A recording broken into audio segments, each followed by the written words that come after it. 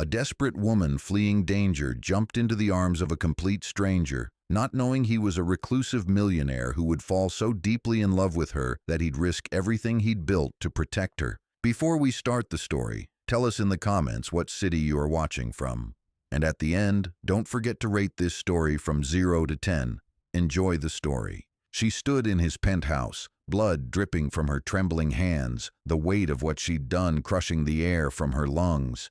He knelt beside the body, his expensive suit soaking in crimson, and looked up at her with eyes that held no judgment, only a terrifying, unconditional love. "I'll take care of this," he whispered, and in that moment they both knew there was no going back. The man who had spent a lifetime building an empire of control was about to burn it all down for a woman he'd known for barely 3 months. But to understand the earth-shattering weight of that moment, we have to go back. Back to where it all began. Back to a rain-soaked night in Seattle when two strangers collided in the most unexpected way. The rain came down in sheets that night, the kind of relentless downpour that turned Seattle's streets into rivers and made the whole world feel like it was drowning. It was the sort of weather that kept sensible people indoors, huddled under blankets with hot tea and Netflix. But Mia Wallace wasn't sensible anymore. She'd stopped being sensible the moment she'd seen the messages on Derek's phone 3 hours earlier. Her sneakers slapped against the flooded pavement as she ran, her breath coming in ragged gasps that tore at her throat. The thin jacket she wore, some cheap thing from Target that had seemed adequate this morning in another lifetime, clung to her skin like a second layer of ice. Her dark hair, usually pulled back in a neat ponytail, hung in wet ropes across her face, and she kept having to swipe it away just to see where she was going. Not that she knew where she was going. Behind her, she could hear them. Derek's voice, slurred with alcohol and rage, echoing off the buildings. "Mia, you can't just get back here." And worse, the heavier footsteps of his brother, Thomas, whose silence was far more terrifying than any shouting could ever be. Her lungs burned. The pharmacy where she'd worked, past tense, because she'd walked out mid-shift when Derek had shown up drunk and belligerent, was 12 blocks behind her. Her apartment, the one she'd shared with Derek for the past year and a half, was no longer an option. Not after what she'd discovered, not after the things he'd said when she'd confronted him. The bruise on her upper arm throbbed with each step, a gift from when Derek had grabbed her, his fingers digging in with a violence she'd never seen in him before. Or maybe she had seen it, in small moments she'd chosen to excuse. The way he'd squeeze her hand too hard when he was annoyed. The time he'd accidentally elbowed her in the ribs during an argument. The pattern had been there all along, written in disappearing ink that only became visible when you finally admitted you were looking at it. She'd been such a fool. Mia's foot caught on something, a crack in the sidewalk, a piece of debris, and she went down hard, her palms scraping across the concrete. Pain exploded up her wrists, bright and sharp, and for a moment she just stayed there on her hands and knees, the rain hammering down on her back, wondering if it would be easier to just give up. To let them find her, to go back and pretend she hadn't seen those messages, hadn't discovered that Derek had been planning to... No, she couldn't think about that now. She scrambled to her feet, ignoring the blood seeping from her torn palms, and kept running. The street signs were blurred by rain and tears, and she realized with a jolt of panic that she had no idea what neighborhood she was in anymore. This wasn't her Seattle, the Seattle of food trucks and dive bars and the late-night bodega where she bought Ben & Jerry's at 2 in the morning. This was a different world entirely, one of sleek high-rises and buildings made of glass and steel that seemed to scrape the underbelly of the storm clouds. "Mia!" Derek's voice again, closer now. How was he gaining on her? She was 25 and reasonably fit from being on her feet all day at the pharmacy, while Derek was 32 and spent most of his time on the couch with a beer and a gaming controller. But adrenaline and fury were powerful motivators, and Derek had plenty of both. She pushed herself harder, her legs screaming in protest. The street she was on now, was it 5th Avenue? 6th? Was eerily empty. the kind of emptiness that only happened in upscale downtown areas after business hours. All the workers had fled to their suburban homes, and the people who actually lived here were tucked away behind doormen and security systems that cost more than Mia made in a year. A sob escaped her throat, raw and desperate. She needed help. She needed someone, anyone to... And that's when she saw him. He was standing under the awning of a building that looked like it had been designed by someone who thought regular architecture wasn't pretentious enough. All angles and dark glass with lighting that made it glow like some kind of modern temple. He was tall, maybe 6'2" or 6'3", with broad shoulders under a charcoal gray overcoat that probably cost more than her car. Well, Derek's car. She didn't have a car anymore, did she? She didn't have anything anymore. The man was looking down at his phone, his profile sharp and serious in the cold blue light of the screen. Dark hair, slightly wet from the rain despite the awning, pushed back from his forehead.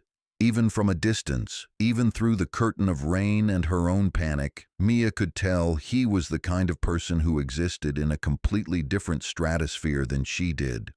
The kind of person who had drivers and assistants and probably didn't know how much a gallon of milk cost. But he was there, and Derek was getting closer. She didn't think. Thinking was what had gotten her into this mess in the first place. All those months of thinking Derek would change, thinking she could fix him, thinking love was supposed to hurt this much. So instead of thinking, Mia acted. She ran straight toward the stranger. His head jerked up as she approached, his eyes, dark, almost black in the shadows, widening in surprise. She saw him take a half step back, his phone lowering, his free hand coming up in an instinctive defensive gesture. He probably thought she was going to mug him, or that she was on drugs, or that she was some kind of deranged homeless person who'd wandered into his expensive neighborhood. Mia didn't care what he thought. "Please," she gasped out, and then she did something that would change both of their lives forever. She launched herself at him, her arms wrapping around his neck, her body crashing against his with all the desperation of a drowning person grabbing for a life raft. He was solid. That was her first coherent thought as her wet clothes pressed against his expensive coat. Solid and warm and smelling faintly of something cedar and sophisticated that made her want to just bury her face in his shoulder and never move again. His body had gone rigid with shock, his arms frozen at his sides. She could feel his heart hammering against her chest, or maybe that was her own heart. She couldn't tell anymore. "Please," she whispered again, her lips close to his ear. "My ex-boyfriend. Please just pretend you know me. Please, I'll explain everything, I promise, just..." And then Derek's voice cut through the rain, sharp and ugly. "Mia! Who the hell is that?" She felt the stranger's body shift, felt his muscles coil with sudden purpose. And then, and this was the moment that would replay in her mind for months afterward, dissected and analyzed and wondered as his arms came around her. Not tentatively, not reluctantly. He wrapped his arms around her like he'd been holding her for years, like her body against his was the most natural thing in the world. One hand splayed across her back, protective and sure, while the other came up to cradle the back of her head. His touch was gentle despite the strength she could feel coiled in his frame, and when he spoke, his voice was a low rumble that she felt as much as heard. "I've got you." 3 words. That's all it was. 3 simple words that probably didn't mean anything, that were probably just him playing along with her desperate charade. But in that moment, with Derek's footsteps splashing closer and her whole world falling apart, those 3 words felt like a promise, like an anchor, like maybe, just maybe, she wasn't as alone as she'd thought. Mia felt him turn slightly, positioning himself between her and the street, and she risked a glance over his shoulder. Derek had stopped about 15 feet away, Thomas hulking beside him. Derek's face was flushed, his hair plastered to his forehead, his eyes wild with a mixture of alcohol and something darker. Possessiveness, maybe, or just plain cruelty dressed up as love. "Mia," Derek said again, and there was a warning in his voice that made her flinch. "Come here, now."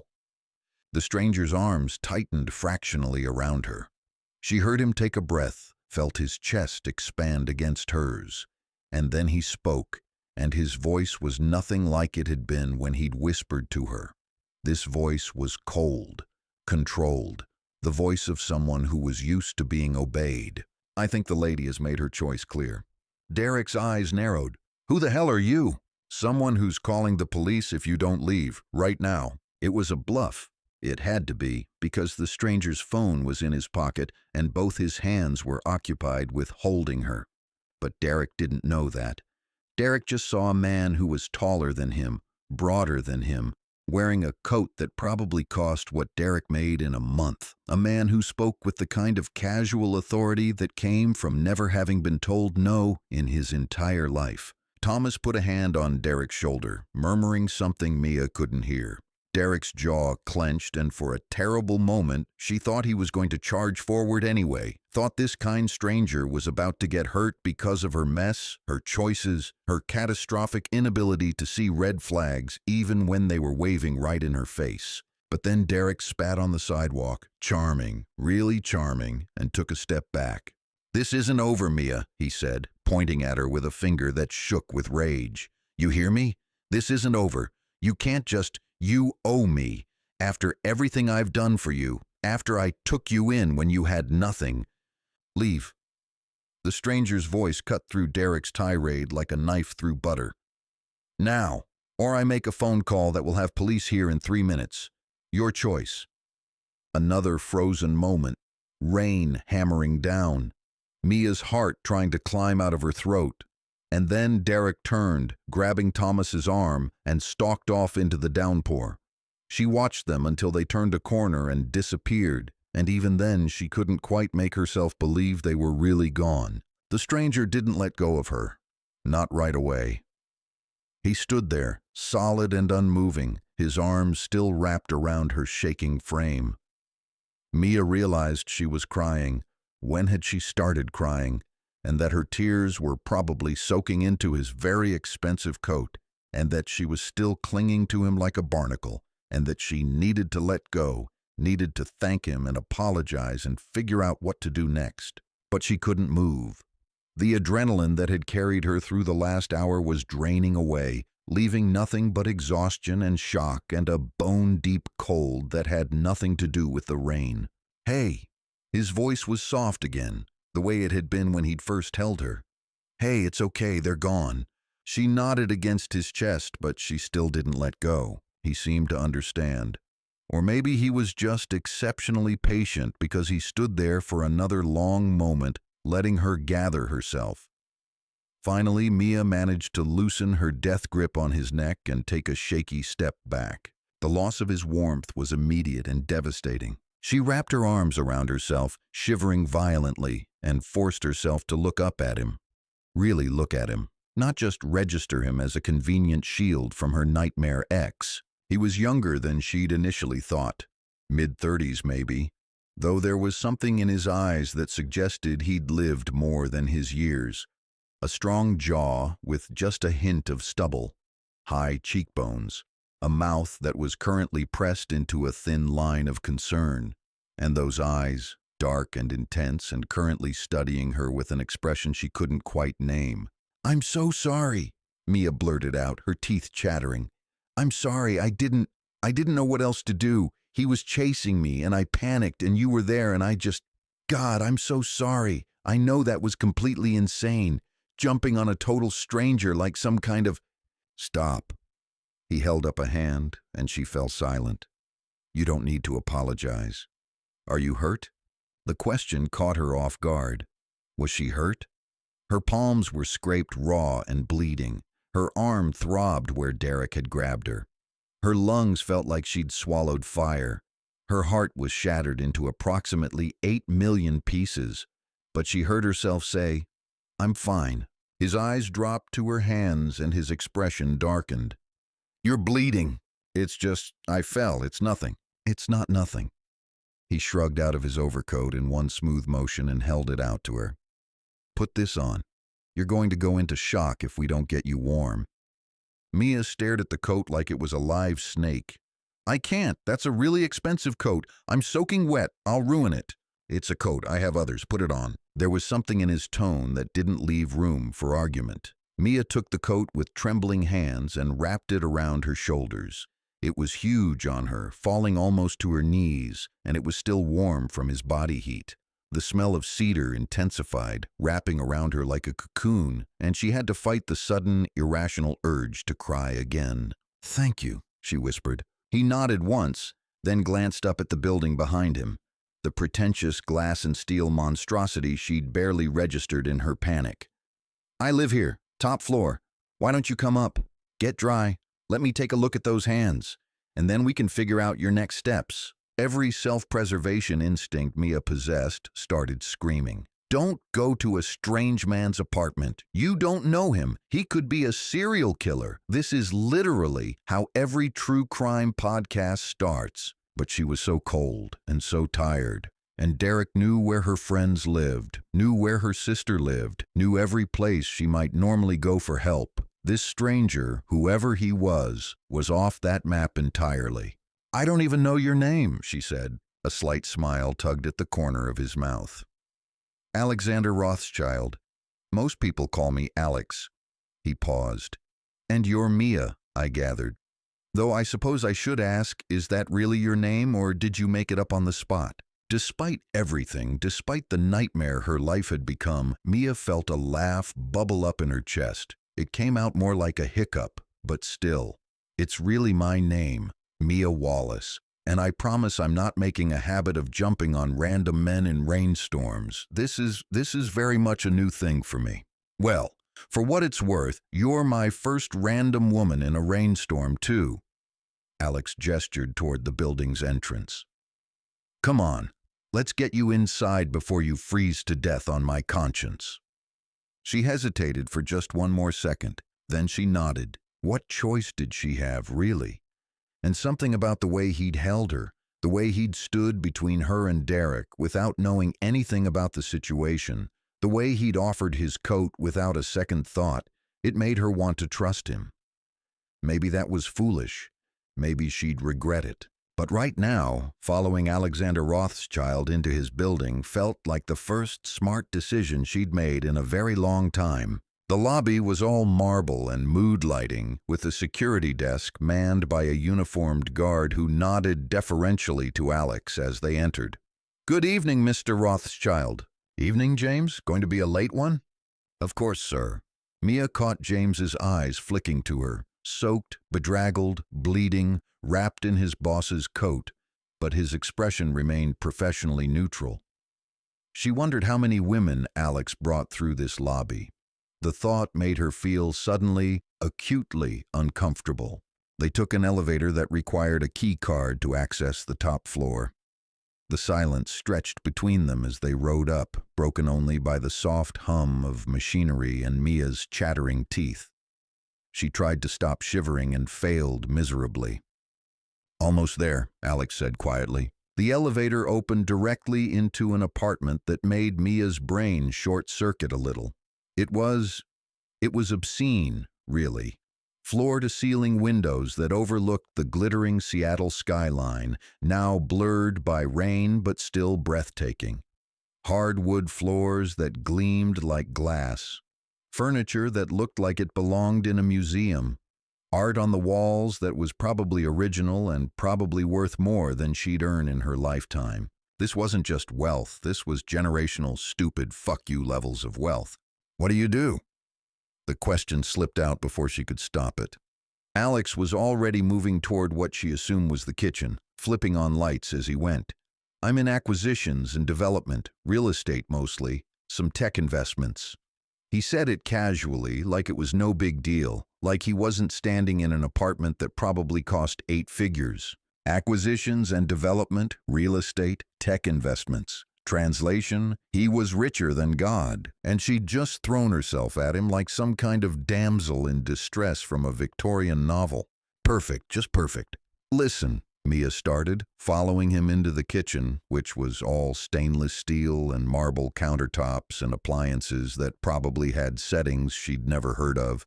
"I really appreciate what you did down there and the coat, and All of this. But I should go. I shouldn't be here. I don't want you to think I'm trying to sit. Alex pointed to one of the bar stools at the kitchen island. It wasn't a request. Mia sat. He opened a cabinet and pulled out a first aid kit that looked surprisingly well stocked. Then he turned on the tap and let the water run warm before wetting a clean towel. When he came around the island to stand in front of her, Mia instinctively pulled her hands back. I'm fine, really, I can. Mia. He said her name like he'd been saying it for years. Let me help you. She extended her hands, palms up, and watched as he gently cleaned the blood and grit from the scrapes. His touch was careful, clinical, but there was something almost tender about the way he worked. His own hands were strong and capable, with long fingers and neat trimmed nails. No wedding ring, she noticed, and then immediately felt guilty for noticing. So, Alex said, not looking up from his work, do you want to tell me what tonight was about, or is that too much to ask from a stranger whose coat you're wearing? Mia let out a shaky breath. Where did she even start? I found messages on my boyfriend's phone. Ex-boyfriend, she corrected quickly. Texts between him and his brother. They were planning something bad. She swallowed hard. Derek, that's my ex. He has problems, gambling problems. He owes money to some very not nice people, and he was planning to use me, to pay them back. Alex's hands stilled. His eyes lifted to hers, and there was something dangerous in them now. Use you how? I don't know all the details.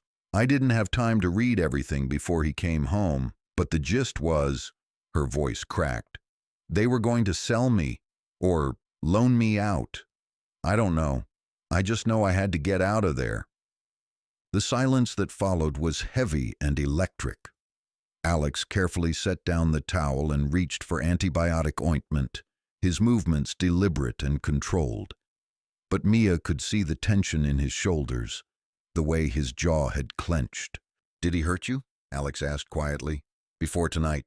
She wanted to say no, wanted to pretend it had all been fine until she'd seen those messages.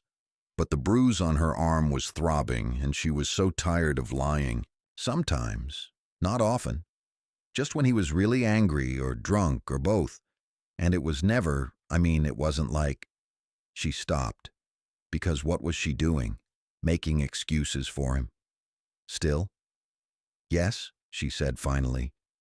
Yes, he hurt me. Alex applied the ointment with a feather-light touch, then began wrapping her palms in gauze. You did the right thing. Running. Some people would have stayed, would have convinced themselves it wasn't that bad, or that they could handle it. I almost did stay, Mia admitted. For about 30 seconds, I thought about pretending I hadn't seen the messages, about going on like everything was normal, because leaving meant losing everything, our apartment, his car, the life we'd built. I don't have much, but I had something, and now I have nothing. You have your life. Alex finished with her hands and stepped back. That's not nothing. He moved to the stove and put a kettle on to boil. You'll stay here tonight. Tomorrow we'll figure out next steps, get you somewhere safe, file a police report if you want to, whatever you need. But tonight, you're staying here. I can't. Yes, you can. He turned to face her, leaning against the counter with his arms crossed.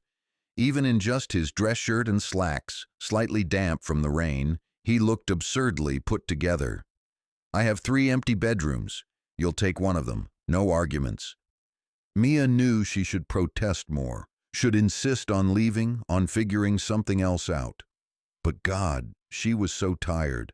And the thought of being somewhere safe, somewhere Derek didn't know about, somewhere she could just breathe for a few hours. Okay, she whispered. Thank you. I'll pay you back somehow, I promise. I'll... Stop. Alex held up a hand. This isn't a transaction. This is just being a decent human being. You needed help. I'm helping. That's all. The kettle whistled and he turned to make tea. Mia watched him move around the kitchen with easy familiarity, and she thought about how surreal this all was. 12 hours ago, she'd been stocking shelves at the pharmacy, thinking her biggest problem was whether to get Thai or pizza for dinner. Now she was sitting in a millionaire's penthouse, her life in shambles, her future a terrifying blank slate. And yet, there was something about the way Alex had held her in the rain. Something about the way he'd faced down Derek without hesitation. Something about the careful gentleness with which he'd tended to her scraped palms. Something that made her think maybe, just maybe, running into the arms of a stranger in the storm had been the first truly lucky thing to happen to her in a very long time. She just didn't know yet how much that luck was going to cost them both. The tea was chamomile with honey, served in a mug that probably cost more than Mia's weekly grocery budget. She wrapped her bandaged hands around it carefully, letting the warmth seep into her frozen fingers, and tried not to think about how out of place she looked in this pristine kitchen with its designer everything and its complete absence of the normal clutter of living. Alex had disappeared into one of the mysterious hallways that branched off from the main living space, leaving her alone with her thoughts and the sound of rain still hammering against those floor-to-ceiling windows. Seattle in October was always wet, but tonight felt apocalyptic. Like the sky was trying to wash away everything that had come before and give the world a chance to start fresh. If only it were that easy. Mia took a sip of tea and winced as the hot liquid hit a cut on her lower lip she hadn't realized was there. Must have happened when she fell. She ran her tongue over it gently, tasting copper and chamomile, and felt the full weight of her situation finally settle over her shoulders. She was homeless. That was the first thing. The apartment had been in Derek's name, paid for mostly by his brother Thomas, who had always given her the creeps with his dead-eyed stare and the way he'd watch her when he thought she wasn't looking. She'd contributed where she could, groceries, utilities, the occasional chunk of rent when Derek's investments went south. But legally, officially, she had no claim to that space.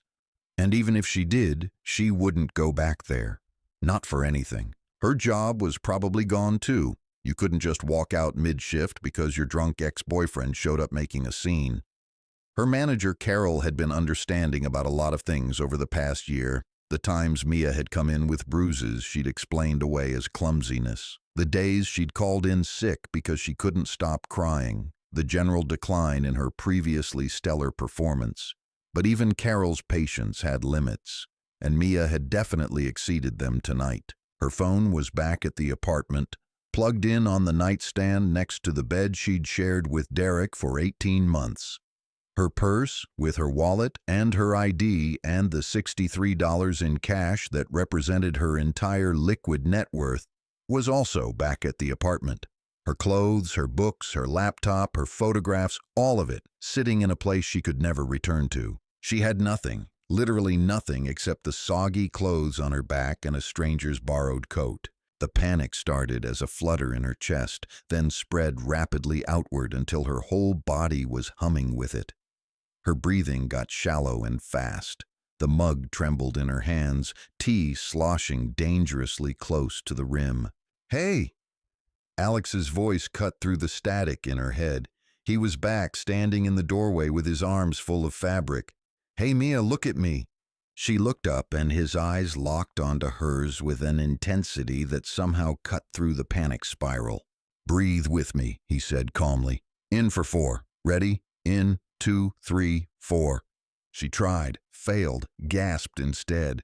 "That's okay. Try again. In, 2, 3, 4. Good. Now hold for 4. 1, 2, 3, 4. And out for 4. It took several cycles, but gradually, impossibly, her breathing slowed.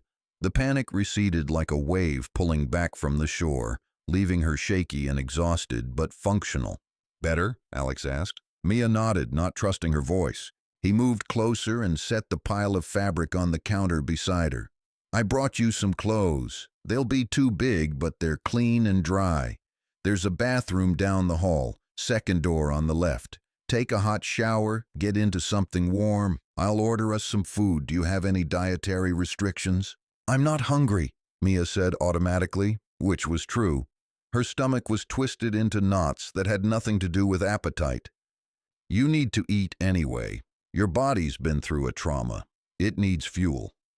He said it matter-of-factly, like this was a simple equation with a simple solution, like the world could actually be that straightforward. "Thai, Italian, there's a great Japanese place that delivers." "Anything's fine." She was too tired to argue, too wrung out to care. "Thai it is." Alex pulled out his phone, a sleek thing that probably had features NASA would envy, and started tapping. "Any allergies I should know about? Peanuts? Shellfish?" "No allergies?" "Good, go shower. Food'll be here in 30. Mia slid off the bar stool, clutching the pile of clothes, sweatpants, a t-shirt, a hoodie, all in shades of gray and black, and made her way down the hall he'd indicated. The bathroom was, predictably, absurd, all marble and chrome, with a shower that had more settings than her car. Car. Derek's car. She stripped out of her wet clothes, peeling them off her clammy skin, and caught sight of herself in the mirror. God, she looked like a disaster. Her hair was a tangled mess plastered to her skull. Her makeup, what little she'd been wearing, had run in dark streaks down her cheeks, giving her a haunted, raccoon-like appearance. The bruise on her upper arm was already darkening to a deep purple, Derek's fingerprints visible in the mottled skin. There were other marks, too, older ones. A fading yellow-green shadow on her ribs from 2 weeks ago when she'd accidentally walked into the open kitchen cabinet Derek had left hanging. A small scar on her collarbone from a thrown remote control 3 months back. How had she let it get this bad? The question sat heavy in her chest as she stepped into the shower and turned the water as hot as she could stand. But she knew the answer, didn't she? It had been gradual, incremental. The frog in boiling water, except she was the frog, and she'd been too stupid or too stubborn or too desperate to believe in love to notice the temperature rising degree by murderous degree. Derek hadn't been like this at first. In the beginning, he'd been charming, attentive. He'd pursued her with the kind of focused intensity that she'd mistaken for devotion. He'd made her feel special, chosen, like she was the only woman in the world who could make him happy. And when her apartment lease had been up and he'd suggested moving in together, it had seemed like the natural next step, the romantic next step. The first time he'd raised his voice at her, really raised it, screaming in her face over some small thing she'd done wrong, his spit flecking her cheeks, she'd been shocked. But he'd apologized afterward, said he was stressed about work, promised it wouldn't happen again. And she'd believed him because she'd wanted to believe him. The first time he'd grabbed her hard enough to bruise, he'd cried, actually cried, said he didn't know what had come over him, that he loved her so much it scared him sometimes, that he'd never forgive himself. And she'd held him while he sobbed and told him it was okay. They'd get through it together. Looking back now, under the scalding spray of a millionaire's shower, Mia could see the pattern so clearly it made her want to scream. The escalation, the cycle of violence and apology, each incident a little worse than the last, each promise to change lasting a little less time. She'd made excuses for him, to herself and to others. She'd isolated herself from friends who'd raised concerns. She'd convinced herself that if she could just be better, more understanding, more patient, more loving, then he'd go back to being the man she'd fallen for. But that man had never existed, had he? He'd been a mask Derek wore to lure her in. The real Derek was the one who'd planned to sell her to pay off his gambling debts. The real Derek was the one who'd chased her through the rain with murder in his eyes. Mia scrubbed at her skin until it was pink and raw, trying to wash away the feeling of Derek's hands on her, the memory of his breath hot and angry against her face. When she finally stepped out of the shower, she felt marginally more human. Her palms stung as she toweled off, the gauze Alex had wrapped them in now soaked and useless. She'd have to ask him for new bandages. The clothes he'd given her were indeed too big. The sweatpants had to be rolled at the waist and ankles. The hoodie hung past her hips, but they were soft and warm, and they smelled clean. She used her fingers to comb through her wet hair, then gave up and twisted it into a messy bun. When she emerged from the bathroom, she found Alex in the kitchen, unpacking containers of Thai food. He'd changed too, she noticed. Gone was the expensive dress shirt, replaced by a simple black t-shirt and jeans. It should have made him look more casual, more approachable. Instead, it somehow made him more attractive, highlighting the lean muscle of his arms and the breadth of his shoulders. Mia felt her face heat and immediately looked away. What was wrong with her? She'd just escaped from an abusive relationship, and here she was, noticing how good her rescuer looked in a t-shirt. She was clearly more damaged than she'd thought. "Feel better?" Alex asked without turning around. "Yeah, thanks." She hovered awkwardly in the doorway. The bandages got wet. Do you have—" "Already got them." He gestured to the first aid kit he'd left on the counter, then turned to face her. His eyes did a quick sweep of her, clinical and assessing, checking for injuries, she supposed. "Come here, let me fix those." Mia crossed to the kitchen island and held out her hands. Alex unwrapped the wet gauze carefully, examined her palms in the bright kitchen light, and frowned. "These are deeper than I thought. You might need stitches." "They're fine." "Mia, they're fine," she repeated firmly. "I'm not going to the ER. I can't afford it, and I don't want to answer questions about how I got them." His frown deepened, but he didn't argue. Instead, he cleaned the scrapes again, applied fresh ointment, and rewrapped them in clean gauze with a care that made something in Mia's chest ache. When was the last time someone had taken care of her like this? When was the last time someone had touched her with gentleness instead of anger? "Thank you," she said quietly when he finished. Alex nodded and went back to the food. "I got a variety. Pad Thai, green curry, spring rolls, some kind of basil chicken situation. Just eat whatever appeals to you." He was trying to keep things normal, she realized, trying to give her space to process without making a big deal out of any of it. It was kind, more than kind. They ate in a silence that was surprisingly comfortable, given the circumstances. Mia discovered that she was actually hungry after all, and the food was incredible, way better than the cheap takeout she and Derek usually got. She wondered if Alex even knew how much this meal had cost. Probably the equivalent of what she spent on groceries for a week. "So," Alex said after a while, setting down his fork, "we should talk about next steps." Mia's stomach clenched. Here it was. The part where he politely but firmly showed her the door. The part where she had to figure out what the hell she was going to do with no money, no phone, no job, and nowhere to go.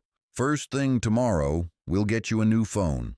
Then we'll go to your apartment with police escort if necessary and get your things.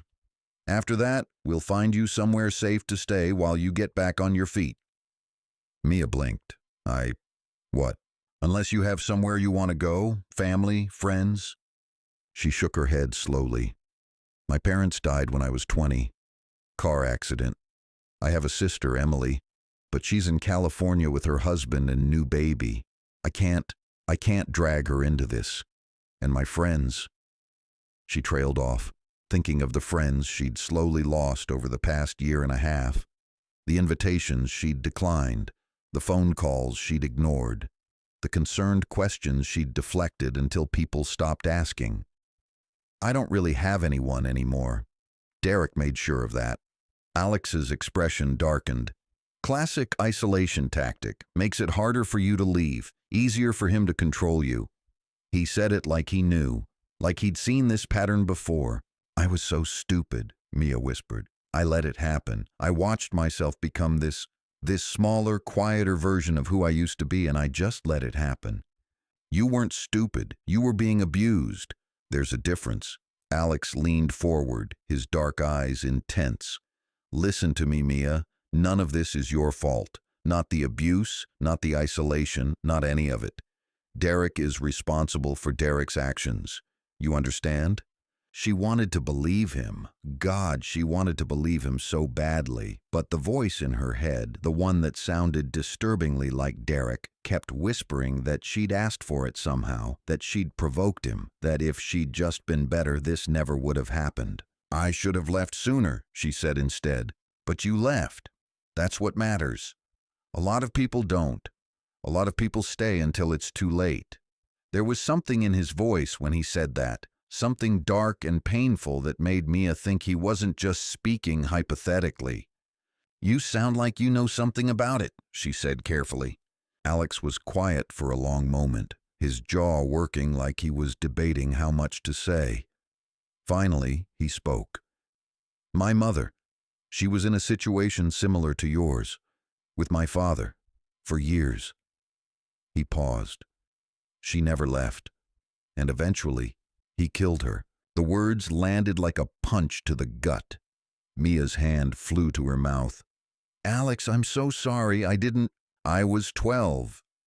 His voice was flat now, carefully controlled. "I watched it happen. Watched him beat her to death in our kitchen while I hid under the dining room table like a coward." "You were a child. You weren't a coward." "I was big enough to do something. I should have—" He cut himself off, shook his head. "Sorry, this isn't about me. My point is, I know what it looks like. I know the patterns, the excuses, the cycle, and I know how hard it is to break free of it. So when I say you did the right thing by running, I mean it." Mia's eyes were burning with unshed tears. She thought about 12-year-old Alex hiding under a table, traumatized and terrified, watching his mother die. She thought about the man he'd become, successful, controlled, living in this sterile penthouse that looked more like a museum than a home. How much of that was the trauma? How much of his life had been shaped by that one terrible moment? "Is that why you helped me?" she asked quietly. "Because of what happened to your mother?" Alex met her eyes. "Partly, but also because it was the right thing to do. You needed help. I was there. Simple as that."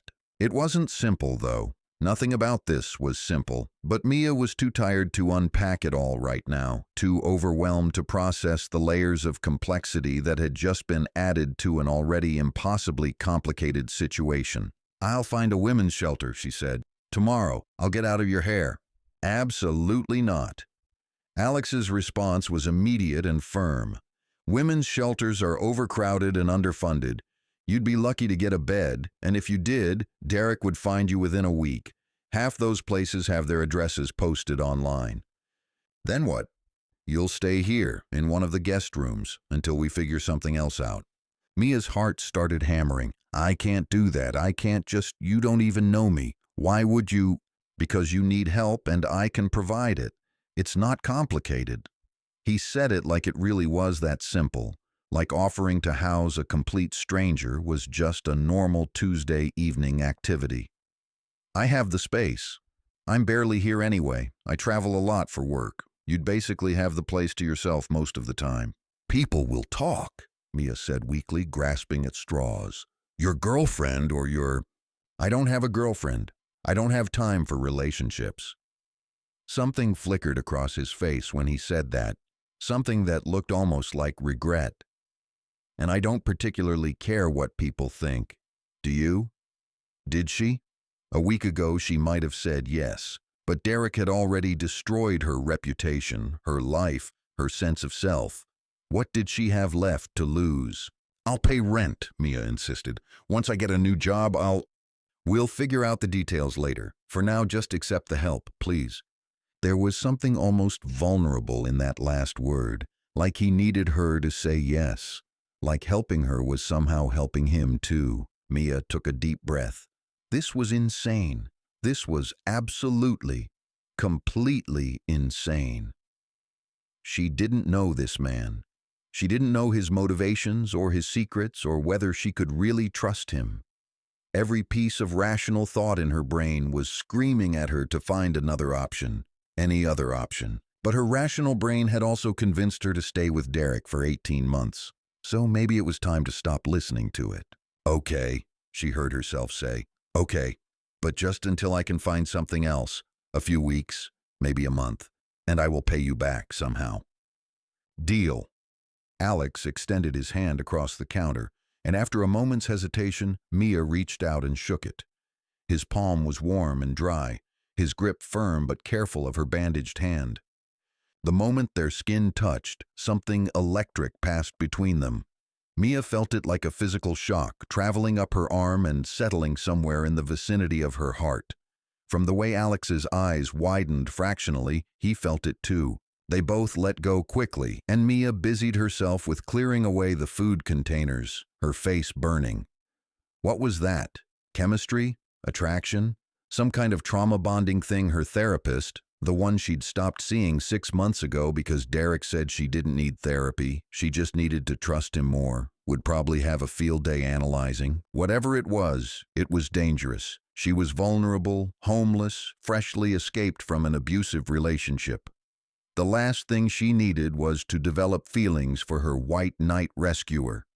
That was a cliché straight out of a bad romance novel, and real life didn't work that way. Except real life had just put her in a millionaire's penthouse after she'd literally jumped into his arms in the rain, so maybe the romance novel comparisons were more apt than she wanted to admit.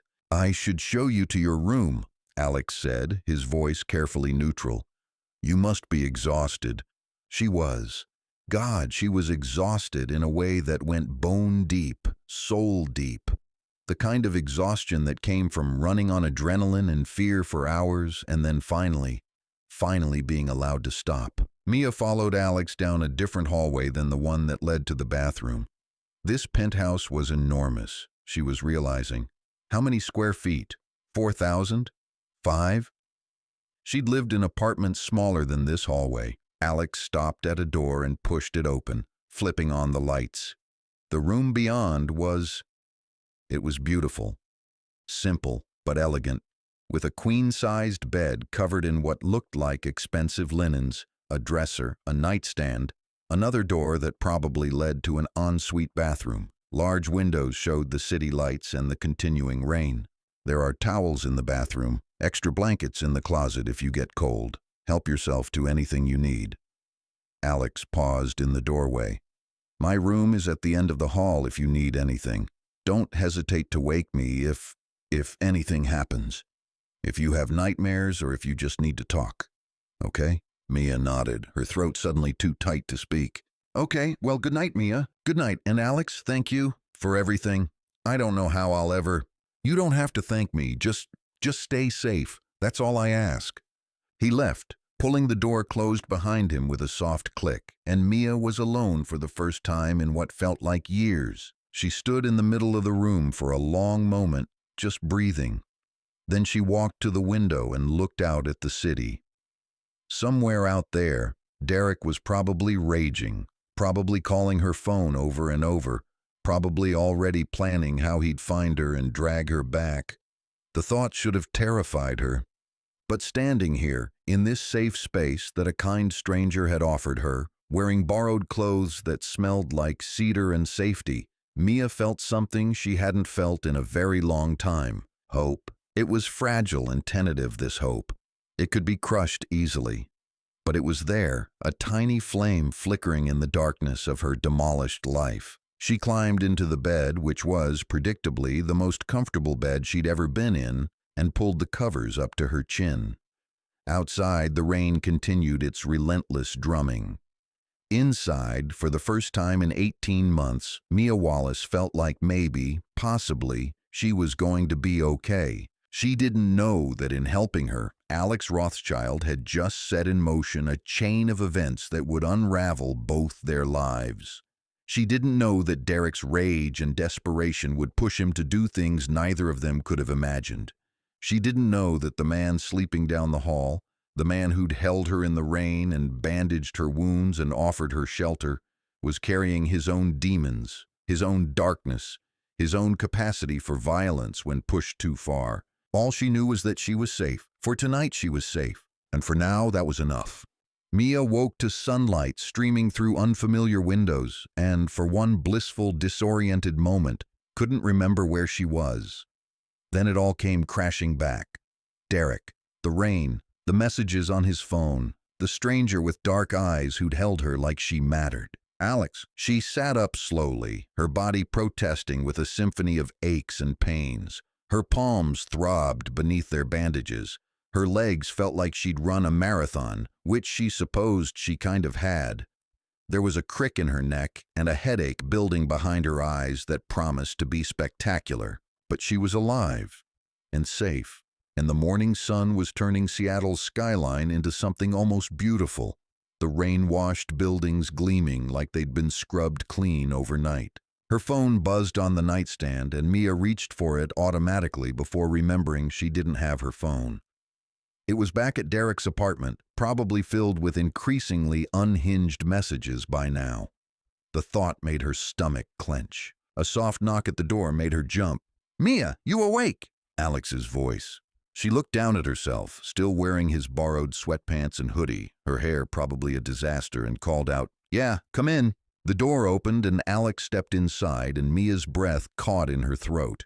He was dressed for work, she assumed. Dark suit, crisp white shirt, tie that probably cost more than her rent, Derek's rent. Whatever. He looked every inch the successful businessman, polished and put together in a way that made her feel even more bedraggled by comparison. But there was something in his eyes, a softness that didn't match the sharp lines of his suit. "How'd you sleep?" "Better than I expected, honestly." Which was true. She'd thought she'd lie awake all night, jumping at every sound, her mind spinning through worst-case scenarios. Instead, she'd fallen asleep almost immediately and slept hard, dreamlessly, for what felt like the first time in months. "Good. I have to head into the office for a few hours, but I wanted to catch you before I left." He held up a shopping bag she hadn't noticed. "I went out early and got you some basics. Phone, charger, toiletries. There's also some clothes. I guessed at sizes, so if they don't fit, we can exchange them." Mia stared at the bag, then at him. You went shopping? For me? The store's open at 7. It wasn't a big deal." He set the bag on the bed. "The phone's already activated. I put my number in there and also the numbers for a few resources, domestic violence hotlines, legal aid services, that kind of thing. If you need anything while I'm gone, call or text. I'll have my phone on me." She wanted to protest, wanted to tell him this was too much, that he didn't need to do all this for a stranger. But the words stuck in her throat because the truth was she desperately needed help and he was offering it freely, without conditions or strings attached. At least she hoped there were no strings attached. A small voice in the back of her mind whispered warnings about men who seemed too good to be true, about how Derek had been charming at first, too. But Alex wasn't Derek. Everything about him, his careful distance, his clinical efficiency, the way he'd asked permission before even entering the room, spoke of someone who understood boundaries and respected them. "Thank you," she said quietly. "Really, thank you." Alex nodded. "There's coffee in the kitchen. Help yourself to anything you want for breakfast. I should be back by early afternoon, and then we can go get your things from Derek's place. I've already contacted a friend who's a cop. He'll meet us there to make sure everything stays civil." Of course he had friends who were cops. Of course he'd already thought 3 steps ahead. Mia wondered what it was like to move through the world with that kind of confidence, that kind of certainty that problems were just puzzles to be solved with the right resources and connections. What if Derek's there? The question came out smaller than she'd intended. "Then my friend will handle it. Derek won't touch you, Mia. I promise you that." There was steel in Alex's voice when he said it, and something darker. Something that reminded her of what he'd told her last night, about his mother, about watching her die. She believed him. God help her, she believed him completely. "I'll see you this afternoon," Alex said, then paused in the doorway. "And Mia, lock the door after I leave. Don't open it for anyone. The security in this building is excellent, but just be careful, okay?" "Okay." He left, and she heard the front door close a few minutes later, followed by the electronic beep of the security system being armed. Mia sat in bed for another moment, processing, then reached for the shopping bag. Inside was a smartphone, not the latest model, but newer and nicer than anything she'd ever owned. A charger, a pack of basic toiletries from what looked like a drugstore, and clothes, jeans, a sweater, underwear still in the package, socks, even a bra that was shockingly close to her actual size. He'd guessed her sizes, which meant he'd looked at her, really looked at her, and assessed her measurements accurately enough to buy clothes that would fit. The thought should have been creepy. Instead, it felt oddly thoughtful, like he'd been paying attention in a way no one had in a very long time. Mia showered in the ensuite bathroom, which was, like everything else in this place, absurdly luxurious, and got dressed in the new clothes. The jeans fit perfectly. The sweater was soft cashmere and a deep green that she never would have picked for herself, but that somehow looked good against her skin. Even the bra fit, though she tried very hard not to think about Alex Rothschild standing in a lingerie section estimating her cup size. She looked at herself in the mirror and barely recognized the woman staring back. She looked rested. The dark circles under her eyes were still there, but less pronounced. Her hair, washed and dried, fell in soft waves around her face. Without the constant tension she'd been carrying for months, her features looked softer, younger. This was who she used to be before Derek. Before the fear and the walking on eggshells and the slow erosion of everything that made her herself. Maybe this was who she could be again. The thought was terrifying and exhilarating in equal measure. Mia made her way to the kitchen and found a coffee maker that looked like it required an engineering degree to operate. After staring at it for a solid minute, she gave up and made instant coffee instead, feeling like a barbarian in this temple of expensive everything. She sat at the kitchen island with her coffee and the new phone and took a deep breath before doing what she needed to do. She logged into her email account, thank God she could remember the password, and started the process of recovering her contacts and information. The first thing she saw when her email loaded made her stomach drop. 43 unread messages from Derek. She didn't want to read them. Every instinct screamed at her to just delete them all, block his address, pretend they didn't exist. But she needed to know what she was dealing with, needed to understand how bad this was going to get. The first few emails were almost reasonable. Variations on a theme of, "Where are you? We need to talk. I'm worried about you." But they quickly devolved into the Derek she'd come to know and dread. Accusations, threats, strings of profanity so vicious they made her hands shake. And then, about halfway through, the tone changed again, became pleading, desperate. "I'm sorry, baby. Please come home. I didn't mean any of it. I love you so much. Please just talk to me." The manipulation was so obvious, so textbook, that Mia felt almost embarrassed for him. Did he really think this would work? Did he think she was stupid enough to fall for the same cycle one more time? But then she got to the last email, sent at 3:47 a.m., and her blood ran cold. "I know you're with him. That rich asshole from last night. You think I didn't see the way you looked at him? You think I don't know what you're doing? You always were a whore, Mia. Just like your mother. I'm going to find you, and when I do, you're going to wish you'd never been born. You and your new boyfriend both." Her coffee cup clattered against the counter as her hands started to shake. He knew. Somehow, Derek knew she was with Alex. Had he followed them last night? Had he been watching when they went into the building? No. No, she was being paranoid. Derek had been drunk and raging. There's no way he could have tailed them without Alex noticing. And he'd said, "that rich asshole from last night," which meant he'd seen them together but probably didn't know who Alex was or where they'd gone. Probably. Mia's finger hovered over the delete button, then stopped. She should save these. Document everything. That's what they always said, right?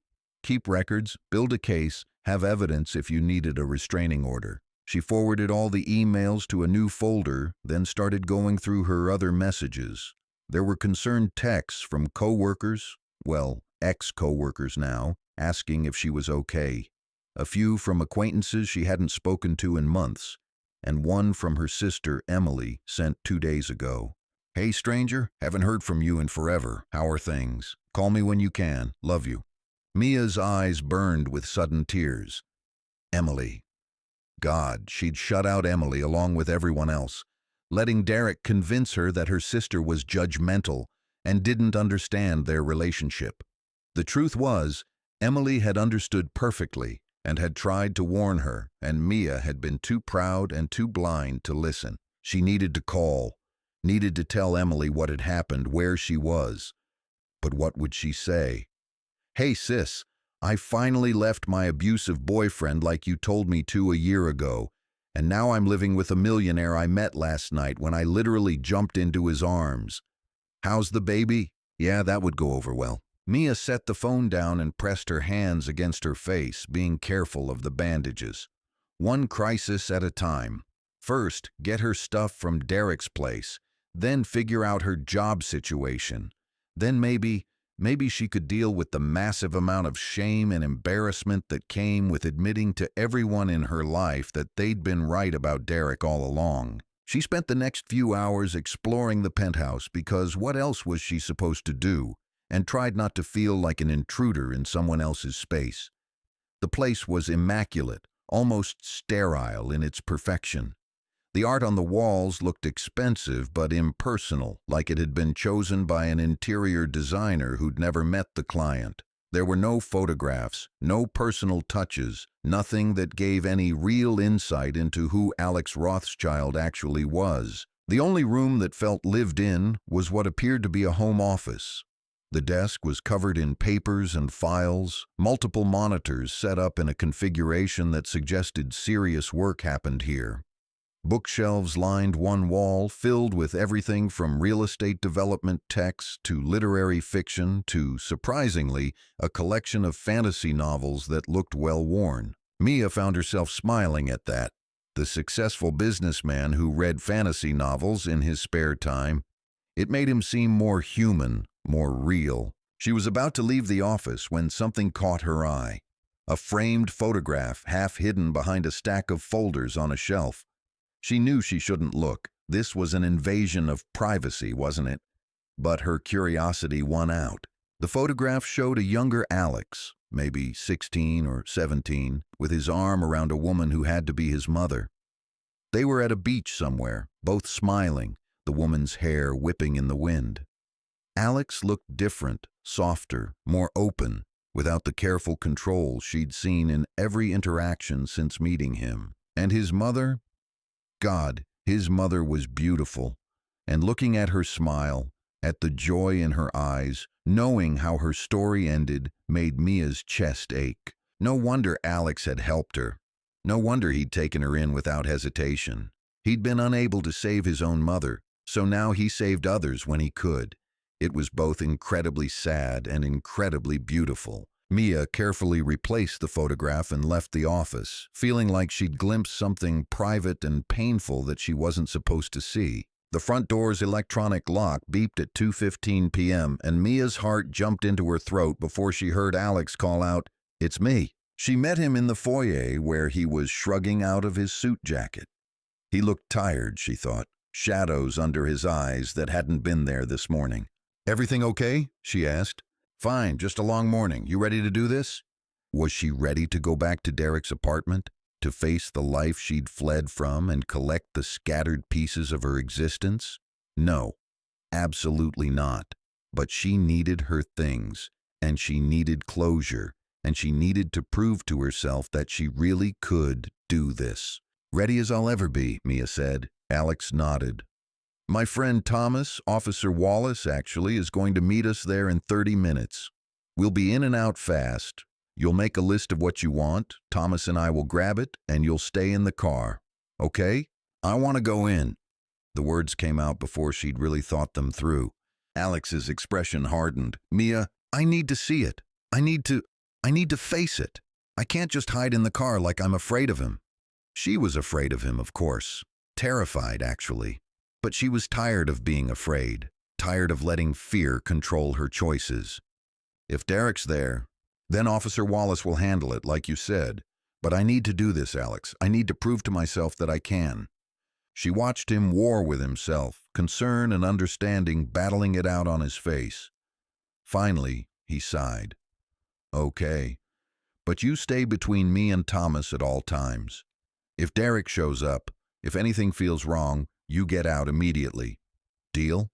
"Deal." 20 minutes later, they were in Alex's car, which was, predictably, a sleek black BMW that probably cost more than most people's houses, heading toward a neighborhood that Mia had called home for the past year and a half, and that now felt as foreign as the moon. Officer Thomas Wallace was waiting outside the apartment building, a tall, solid presence in his uniform. He shook Alex's hand with the easy familiarity of old friends, then turned to Mia with a kind smile. "Ms. Wallace, I'm Thomas. No relation apparently, though there are about 1,000,000 Wallaces in Seattle." His attempt at lightness was appreciated, even if Mia couldn't quite manage a smile in return. "Alex filled me in on the situation. I'm here to make sure everything stays safe and legal. If your ex shows up, I'll handle it. You just focus on getting your things." Mia nodded, her throat too tight to speak. The three of them entered the building. No doorman here, just a lobby with flickering fluorescent lights and a vague smell of mildew, and took the elevator to the 3rd floor. With each floor they passed, Mia's anxiety ratcheted up another notch. By the time they reached Derek's door, her door, she'd lived here too. Her hands were shaking so badly she could barely hold her keys. Alex's hand came to rest gently on her lower back. Not possessive, just grounding, steady. "We're right here," he murmured. "You're not alone." She wasn't alone. That was new. That was different. For so long, she'd felt completely isolated, like she was drowning and everyone else was on the shore watching. But now she had Alex on one side and Thomas on the other, and she could do this. She could do this. Mia slid the key into the lock and turned it. The door swung open and she stepped into the apartment that had been her prison. Derek wasn't there. The place was empty, though it looked like a tornado had torn through it. Furniture overturned, cushions slashed, her belongings scattered and destroyed. The TV was shattered, the coffee table broken, holes punched in the walls. Derek's rage made visible. "Jesus," Thomas muttered, his hand moving to his radio. "This is destruction of property. You could press charges for this." But Mia barely heard him. She was staring at the couch where she'd sat next to Derek 1,000 times, the kitchen where he'd first grabbed her hard enough to bruise, the hallway leading to the bedroom where she'd found those messages on his phone and realized her life was in danger. Every surface held a memory, and every memory hurt. "Mia," Alex's voice close to her ear. "Where's your stuff? Let's get it and go." "Right, yes. Focus on the task at hand." "Bedroom," she managed. "Closet and dresser." They moved as a unit down the hallway. The bedroom was just as destroyed as the living room. Mattress slashed, her clothes ripped from hangers and scattered across the floor. But some things were salvageable. Her laptop, miraculously untouched on the desk. Some photo albums from before Derek, from when she'd had a real life. A jewelry box her mother had given her. The contents dumped out, but the pieces still there. Alex and Thomas worked quickly, gathering anything that seemed important into garbage bags they'd brought. Mia tried to help, but found herself frozen, watching them pack up her life like it was nothing. Like these scattered pieces of fabric and metal and paper represented anything meaningful. She was so lost in her own head that she didn't hear the front door open, didn't hear the footsteps in the living room, didn't realize anything was wrong until Derek's voice cut through the apartment like a knife. "Get the fuck out of my house." Mia's blood turned to ice. She spun around to find Derek standing in the bedroom doorway, and he looked terrible. Unshaven, eyes bloodshot and wild, reeking of alcohol even from across the room. And he was staring at Alex with a hatred so pure and visceral that Mia instinctively stepped between them. "Derek, we're just getting my things. We'll be gone in 5 minutes." "Your things?" Derek's laugh was ugly, jagged. "You don't have any things? Everything here is mine. I paid for it, I own it, including you." "That's enough." Thomas stepped forward, his hand near his belt. "Sir, I'm going to need you to step back and let us finish here." But Derek wasn't looking at Thomas. He was looking at Alex, and there was something calculating in his expression now, something that made Mia's stomach clench with fear. "I know who you are," Derek said softly. "Alexander Rothschild, real estate developer, net worth somewhere north of 50 million. Quite the upgrade for little Mia, isn't it?" He smiled, and it was the smile of a man with nothing left to lose. "Tell me, Alex, can I call you Alex? Does she seem worth it? Because I gotta tell you, she's a lousy lay and she nags like you wouldn't believe. But hey, maybe you're into that." "Derek, stop!" Mia's voice came out as a whisper. Alex's expression hadn't changed, but Mia could feel the tension radiating off him in waves. His hands were clenched into fists at his sides, and when he spoke, his voice was dangerously quiet. "You have 5 seconds to leave before I make you leave." Derek laughed again. "You gonna hit me, rich boy? Go ahead. Give me a reason to sue you for everything you got. I'd love to see." He didn't get to finish the sentence. Alex moved faster than Mia would have thought possible, closing the distance between them in 2 strides and slamming Derek against the wall. Not hitting him, Thomas would have had to intervene then, but holding him there with a forearm across his throat, his face inches from Derek's. "Listen very carefully," Alex said, his voice like ice. "Mia is under my protection now. If you come near her, if you contact her, if you so much as think about her, I will destroy you. I will buy every debt you owe and call them all in simultaneously. I will make sure you never work in this city again. I will dismantle your entire existence piece by piece until there's nothing left. Do you understand me?" Derek's face was turning red, but there was fear in his eyes now. Real fear. "You can't." "I can, and I will." Alex pressed harder. "Stay away from her. This is your only warning." "Alex," Thomas's voice was carefully neutral. "Let him go. Don't give him ammunition." For a terrible moment, Mia thought Alex wouldn't listen, thought he'd keep pressing until Derek passed out, or worse. But then Alex stepped back, releasing Derek, who collapsed against the wall, gasping. "We're done here," Thomas said firmly. "Derek, you're going to stay in this apartment while we leave. If you try to follow us, I will arrest you for harassment. Clear?" Derek nodded, still gasping, his hand at his throat, but his eyes when they found Mia were full of poison. "This isn't over," he wheezed. "Not by a long shot." They left quickly after that, bags of Mia's salvaged belongings in hand. Mia didn't breathe properly until they were back in Alex's car, pulling away from the building. Even then, she kept expecting to see Derek running after them, or appearing in the rearview mirror, or somehow manifesting in the back seat like a nightmare that wouldn't end. "You okay?" Alex asked quietly, glancing at her as he drove. Was she okay? She'd just watched him threaten her ex-boyfriend with casual efficiency, had just seen a side of him that was cold and controlled and frankly terrifying, had just realized that the kind stranger who'd held her in the rain was capable of violence if pushed. And the strangest part? She wasn't afraid of him. If anything, she felt safer than ever. "I'm okay," she said, and meant it. Alex nodded but didn't look convinced. His hands were tight on the steering wheel, his jaw clenched. "I shouldn't have done that. Shouldn't have put my hands on him. Thomas was right. I gave him ammunition if he wants to make trouble. He won't." Mia surprised herself with the certainty in her voice. "You scared him, really scared him.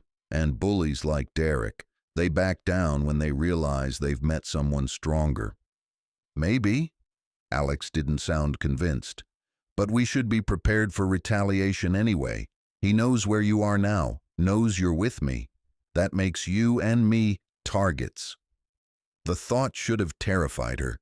Instead, sitting in this expensive car next to this complicated man who'd just threatened her ex with systematic destruction, Mia felt something else entirely. She felt like maybe for the first time in years, she had someone in her corner who would actually fight for her. And that feeling, dangerous and intoxicating as it was, made her willing to face whatever came next, even if neither of them could have imagined just how dark things were about to get. Retry. The days that followed fell into a rhythm that was both comforting and surreal.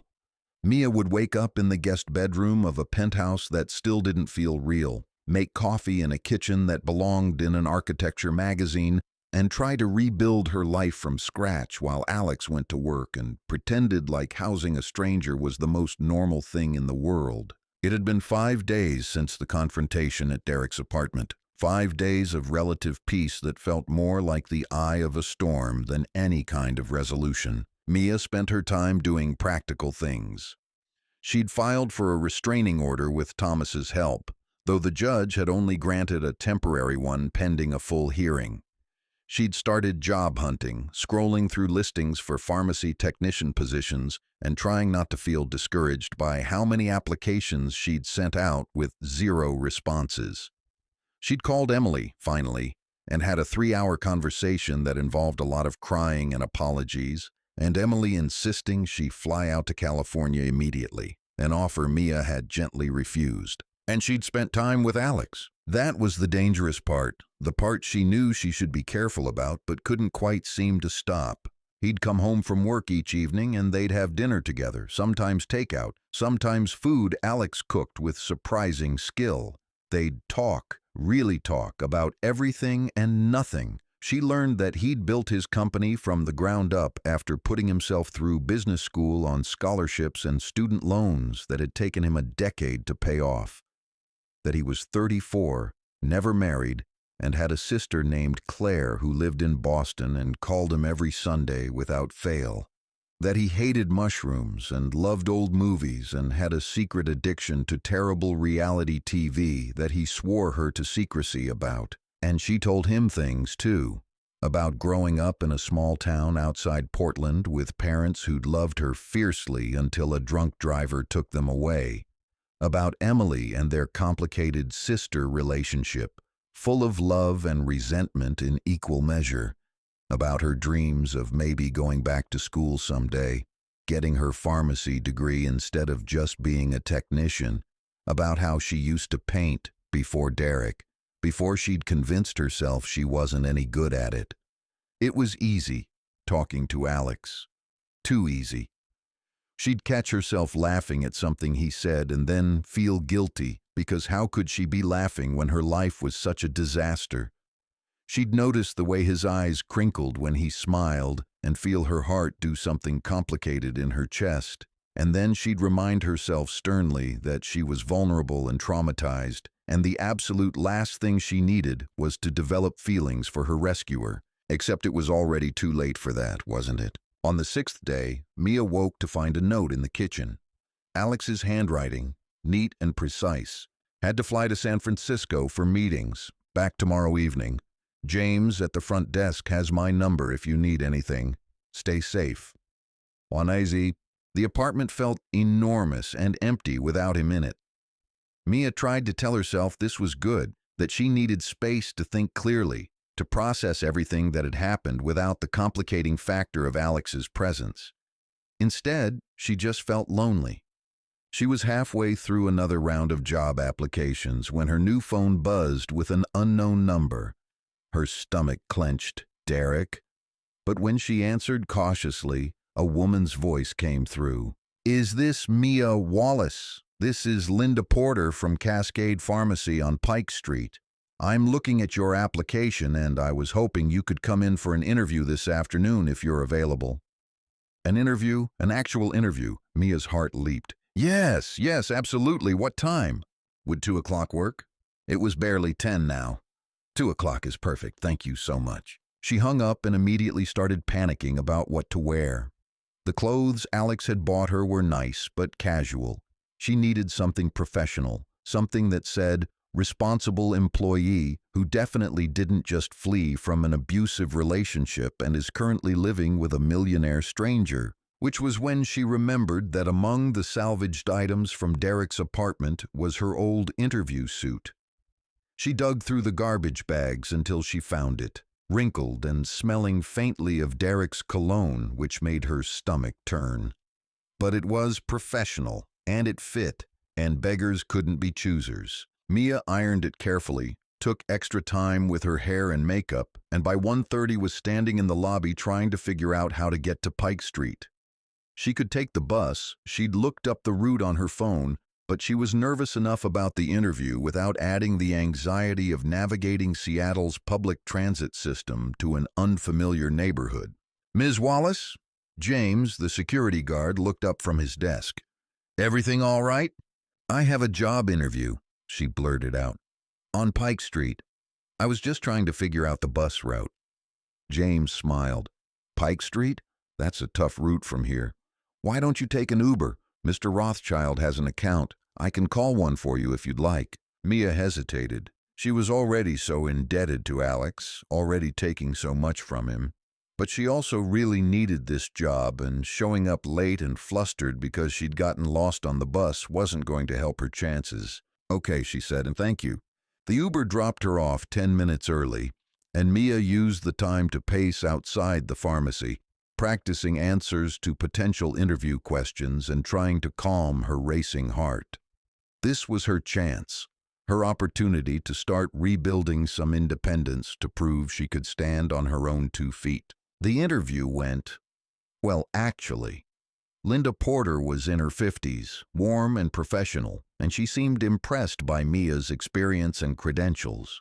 They talked for 45 minutes about her previous work, her availability, her salary requirements. Linda didn't ask about the gap in her employment or why she'd left her last job so suddenly, which Mia took as a small mercy from the universe. "I'll be honest," Linda said as they wrapped up. "We need someone who can start immediately. Our evening tech just quit with no notice and we're desperately short-staffed. If you're interested, the position is yours.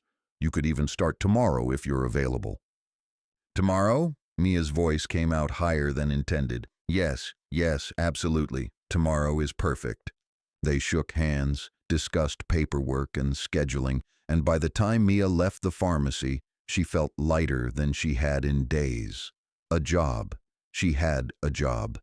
It wasn't glamorous and the pay wasn't amazing, but it was hers, earned by her own merit, not dependent on anyone else. She wanted to tell Alex immediately, wanted to share this small victory with someone who would understand what it meant. But he was in San Francisco, probably in meetings, and she shouldn't bother him with something so trivial. Except it wasn't trivial, not to her. Mia pulled out her phone and typed out a text. "Got a job. Start tomorrow. Thank you for everything." His response came surprisingly quickly. "That's great. Congratulations. Knew you could do it." 5 words that shouldn't have made her smile as broadly as they did. She was still smiling when she noticed the car. It was parked across the street, a beat-up Honda Civic with tinted windows. Not unusual for Seattle, except Mia had noticed it earlier, parked near Alex's building when she'd left, and now here it was, blocks away in a completely different neighborhood. Coincidence? Maybe. Or maybe Derek was having her followed. The paranoia that had been her constant companion for 18 months came roaring back. Mia's breath quickened as she started walking, keeping her eyes on the Civic's reflection in store windows. When she turned a corner, the car turned. When she stopped at a crosswalk, it idled at the curb, definitely following her. Mia's hands were shaking as she pulled out her phone. She should call Thomas or 911 or... The phone rang before she could decide, Alex's name flashing on the screen. She answered it like a lifeline. "Hey, I'm between meetings and Mia, what's wrong?" How did he know something was wrong from just one word? "There's a car following me, a Honda Civic. It was at your building and now it's Alex. I think it's Derek or someone he sent." She heard rustling on the other end, a door closing. "Where are you exactly?" "Pike Street, between 8th and 9th. "Okay, listen to me. There's a coffee shop on the corner of Pike and 9th called Zeitgeist. Do you see it?" Mia looked around, spotted the sign. "Yes. Go inside, stay there. I'm calling Thomas right now and he'll send a patrol car. Don't leave that coffee shop until the police arrive. Understand?" Okay, You're going to be fine. Just get inside where there are people. I'll call you back in 2 minutes." The line went dead. Mia walked quickly toward Zeitgeist, resisting the urge to run, to look over her shoulder, to give whoever was in that car the satisfaction of knowing they'd rattled her. The coffee shop was warm and crowded, full of people on laptops and students studying.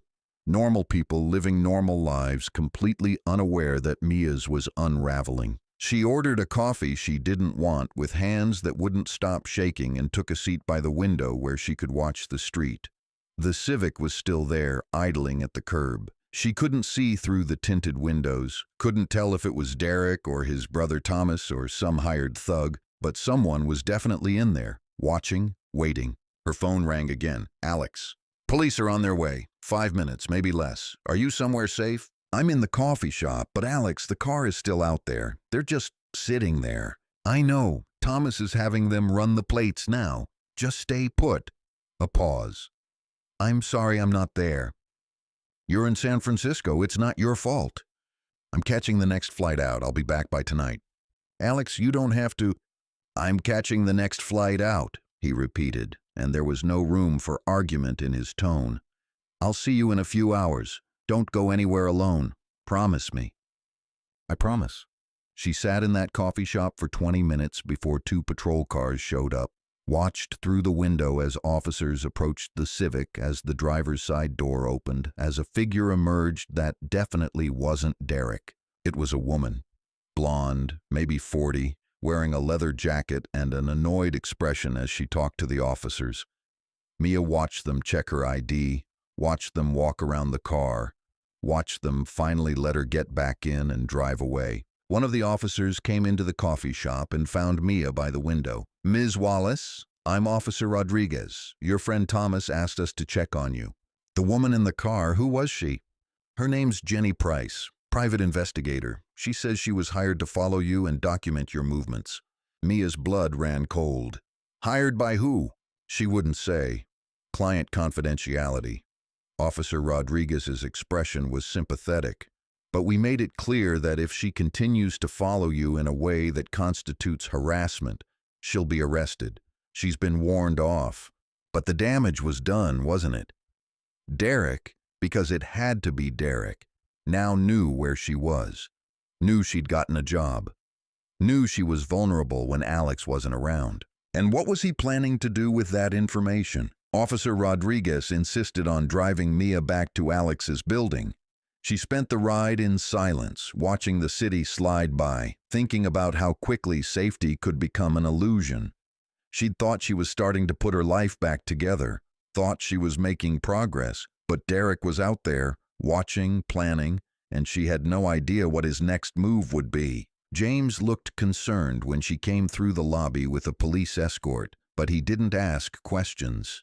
Mia rode the elevator up to the penthouse and locked herself inside, immediately checking all the windows, the balcony door, every possible point of entry. She was being paranoid. The building's security was excellent.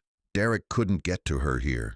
But the fear had already taken root, burrowing deep into her chest, where it made itself at home alongside all the other fears she carried. Mia tried to distract herself with TV, with reading, with anything that would keep her mind occupied. Nothing worked. She kept thinking about that Civic, about Jenny Price documenting her movements, about Derek plotting something in whatever hole he'd crawled into. By the time Alex's key turned in the lock at 8 p.m., Mia had worked herself into a state of barely controlled panic. She met him at the door, and the concern on his face when he saw her made something in her chest crack open. "Hey," he said softly, dropping his bag. "Hey, come here." And before she could think about whether it was smart or safe or a terrible idea given her emotional state, Mia walked into his arms. He held her the way he had that first night in the rain, solidly, protectively, like she was something worth keeping safe. One hand cradled the back of her head while the other pressed against her back, and Mia let herself collapse into him, let herself be held, let herself feel something other than afraid for the first time in hours. "I've got you," Alex murmured against her hair. "I've got you." She should pull away, should thank him politely and put some distance between them before this became something neither of them could take back. But God, when was the last time someone had held her like this? When was the last time she'd felt safe enough to let her guard down? "He hired someone to follow me," she said into his chest. "A private investigator. He's watching me, Alex. He knows where I work now, knows my schedule. He's planning something." "I know." Alex's arms tightened fractionally. "Thomas is working on it. But in the meantime, we need to be smart. You don't go anywhere alone. When you go to work, James will arrange a car service. When you come home, same thing. We make it as hard as possible for Derek to get to you." "I can't live like this forever. I can't just hide and hope he eventually gives up." "You won't have to. The restraining order hearing is next week. If the judge grants a permanent order, Derek will be legally required to stay away from you, and if he violates it, he goes to jail. If, such a small word for such an enormous uncertainty. Mia pulled back slightly to look up at Alex. He looked tired, she thought. Shadows under his eyes again, tension in his jaw. He'd cut his San Francisco trip short for her, had probably lost deals or missed important meetings, had rearranged his entire life because she'd panicked about a car following her. "I'm sorry," she whispered. "I'm sorry I'm such a mess. I'm sorry you have to deal with all of this." "Don't." His hand came up to cup her face, his thumb brushing across her cheekbone. "Don't apologize for being a victim. None of this is your fault. But I'm disrupting your life. You should be in San Francisco, not here playing bodyguard to some... Mia." He said her name like it meant something, like she meant something. "I'm exactly where I want to be." The air between them shifted, charged, dangerous. This was the moment where she should step back, thank him, change the subject. The moment where she should remember that she was vulnerable and freshly traumatized and in no position to make decisions about anything, let alone whatever was happening between them. Instead, she heard herself ask, "Why? Why are you doing all this for me? And don't say it's because it's the right thing to do. There's something else. I can see it in the way you look at me sometimes." Alex's jaw clenched. His hand dropped from her face and he took a step back, putting distance between them. "You should get some rest. You have work tomorrow." "Alex." "Good night, Mia." He walked away down the hall toward his bedroom, and Mia was left standing in the foyer wondering what the hell had just happened. What line had she almost crossed? What truth had she almost forced him to admit? And why did his retreat feel less like safety and more like loss? She went to bed that night replaying the moment in her head. The way he'd touched her face. The way he'd looked at her like she was something precious. The way he'd pulled away like she'd burned him. Alexander Rothschild was a man with secrets. A man with wounds that ran as deep as hers, maybe deeper. A man who saved broken women because he hadn't been able to save his mother, and who kept himself locked away in this pristine penthouse because getting close to people meant risking the kind of pain he'd experienced at 12 years old. She understood that. God, she understood it completely. But understanding and accepting were two different things. Because lying there in the dark, Mia had to face a truth she'd been avoiding for days. She was falling for him. Despite the circumstances, despite the timing, despite every logical reason why this was a terrible idea, she was falling for Alexander Rothschild. For the way he bandaged her wounds with gentle hands. For the way he threatened her ex-boyfriend with systematic destruction. For the way he pretended not to love reality TV, even though she'd caught him watching The Bachelor twice. For the sharp intelligence behind his carefully controlled exterior. For the way he held her like she mattered. It was foolish, dangerous, probably a trauma response or Stockholm syndrome or some other psychological phenomenon she'd need years of therapy to unpack. But it was also undeniably, terrifyingly real. And from the way Alex had looked at her tonight before pulling away, from the careful distance he maintained and the way his control slipped sometimes when she caught him watching her, she was pretty sure he felt it too. Which made everything infinitely more complicated. Because falling in love was supposed to be joyful, wasn't it? Supposed to be light and hopeful and full of possibility.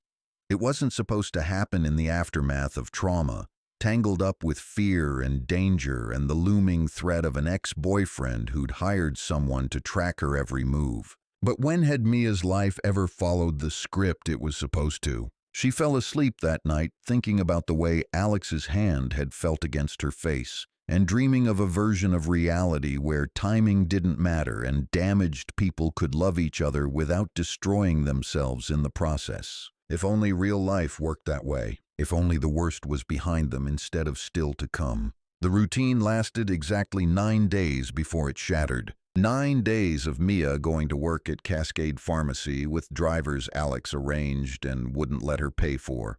9 days of coming home to find him already there or arriving shortly after.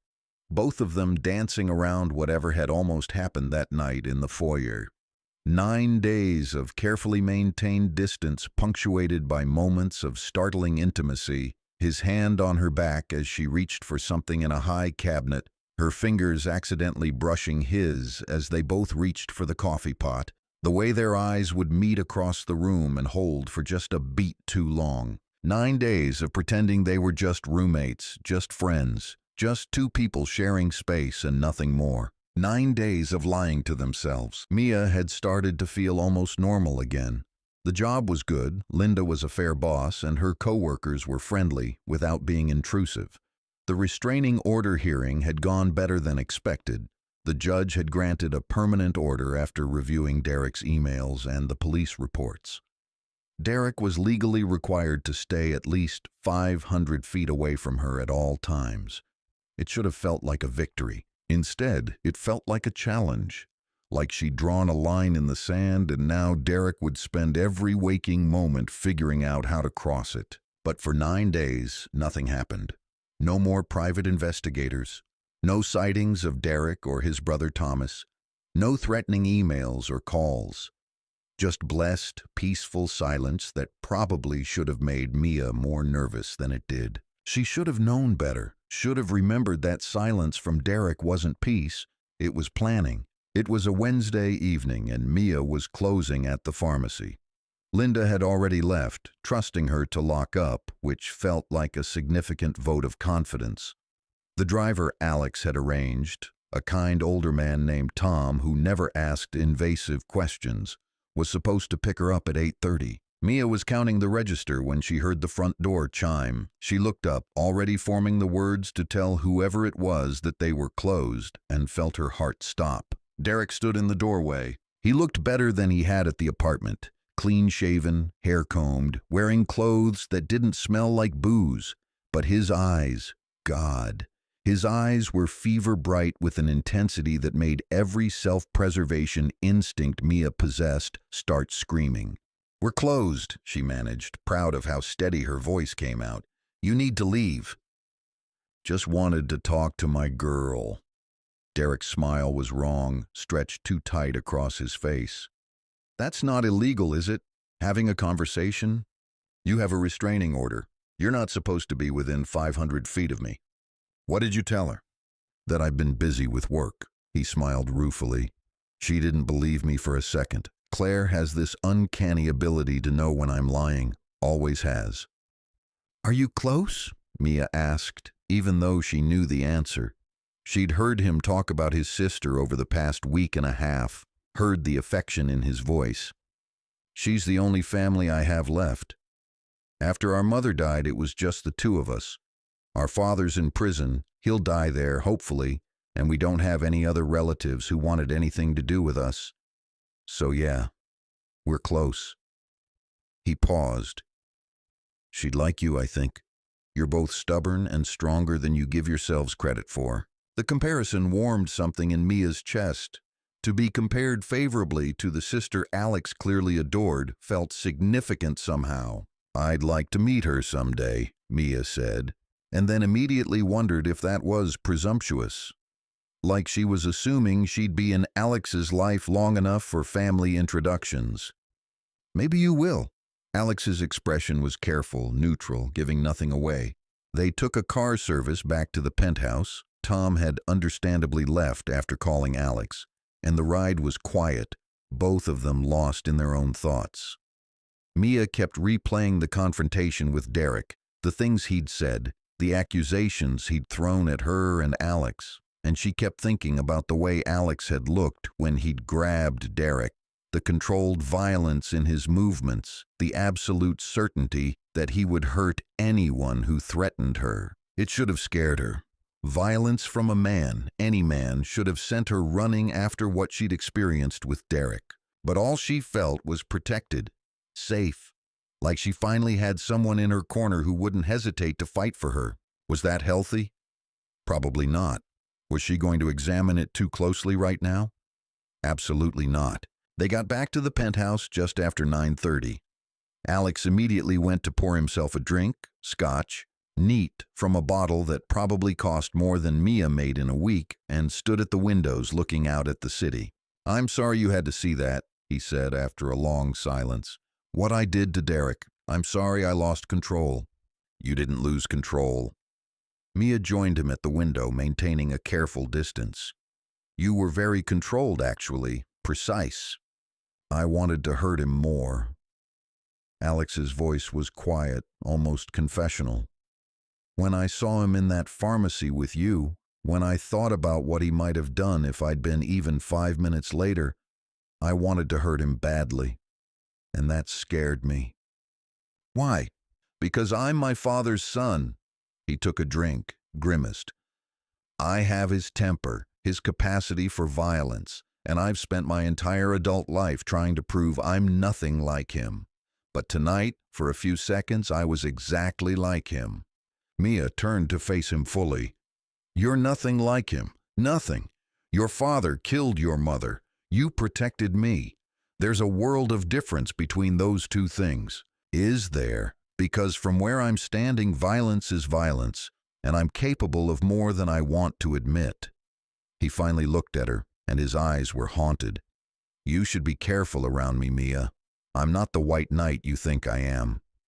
"I don't think you're a white knight. I think you're a man who's been through hell and came out the other side still trying to do the right thing.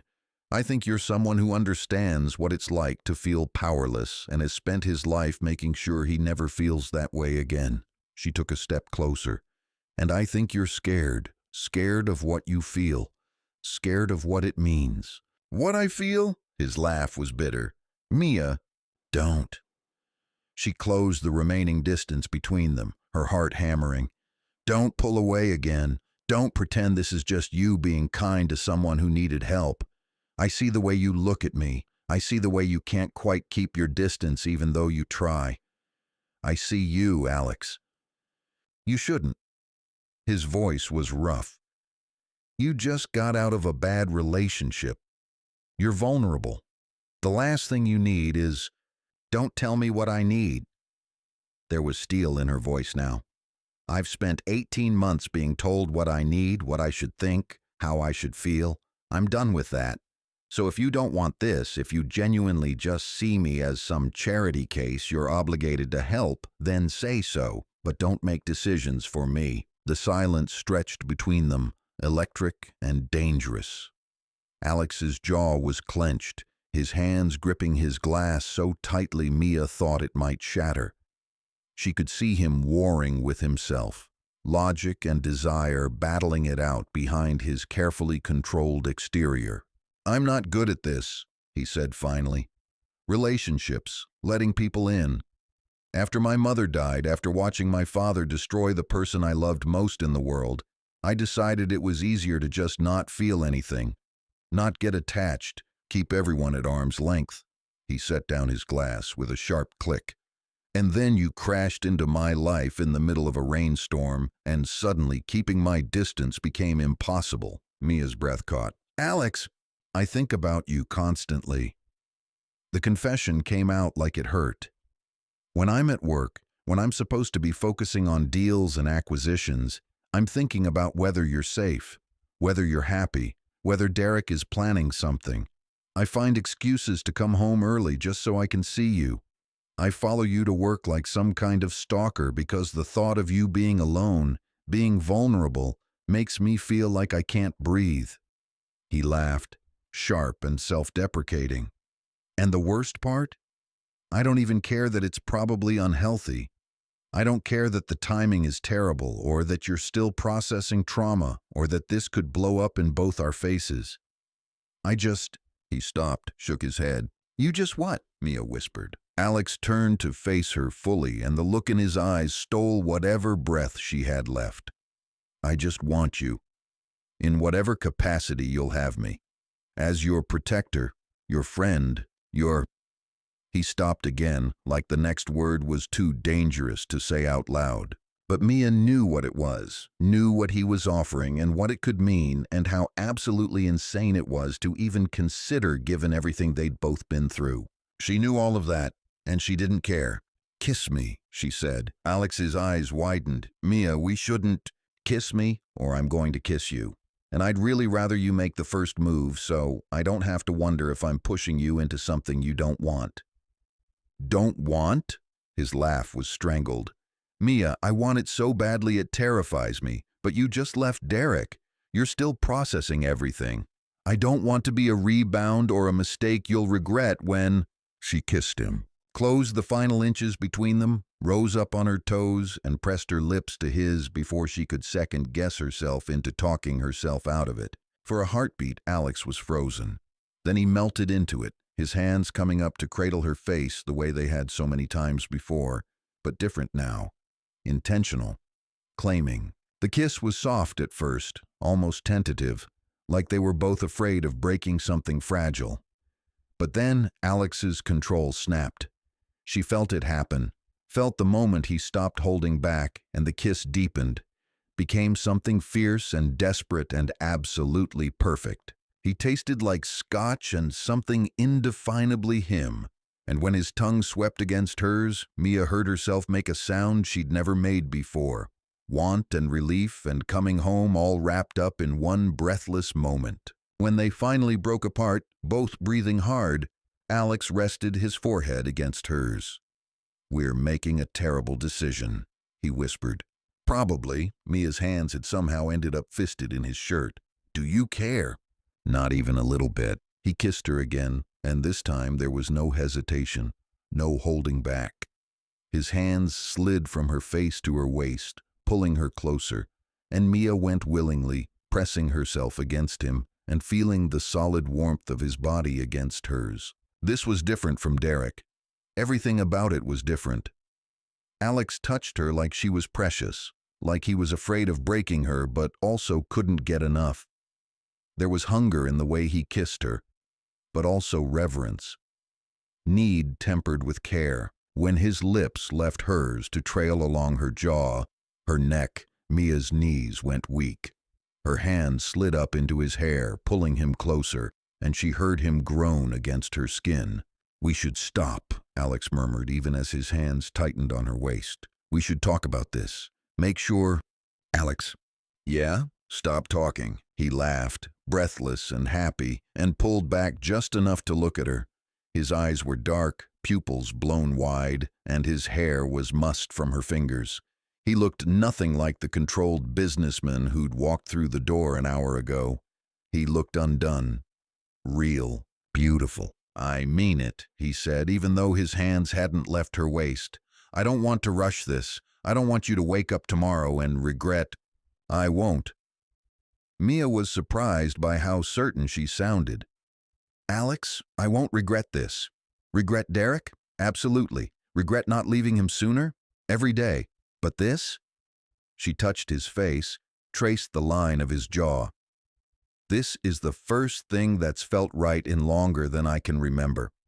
She saw something in his expression shift, saw the last of his resistance crumble. "Okay," he breathed. "Okay, but we do this right. We take it slow. Mia kissed him again, and there was nothing slow about it. They made it to his bedroom somehow, though later Mia wouldn't be able to remember the journey. Just kissing and hands and the feeling of Alex backing her against the wall in the hallway, his body pressing her into it while his mouth did absolutely sinful things to her neck that made her gasp his name like a prayer. And later, much later, lying in Alex's bed with his arms wrapped around her and the city lights painting patterns on the ceiling, Mia thought about how strange life was. How 3 weeks ago she'd been trapped in a nightmare, thinking there was no way out.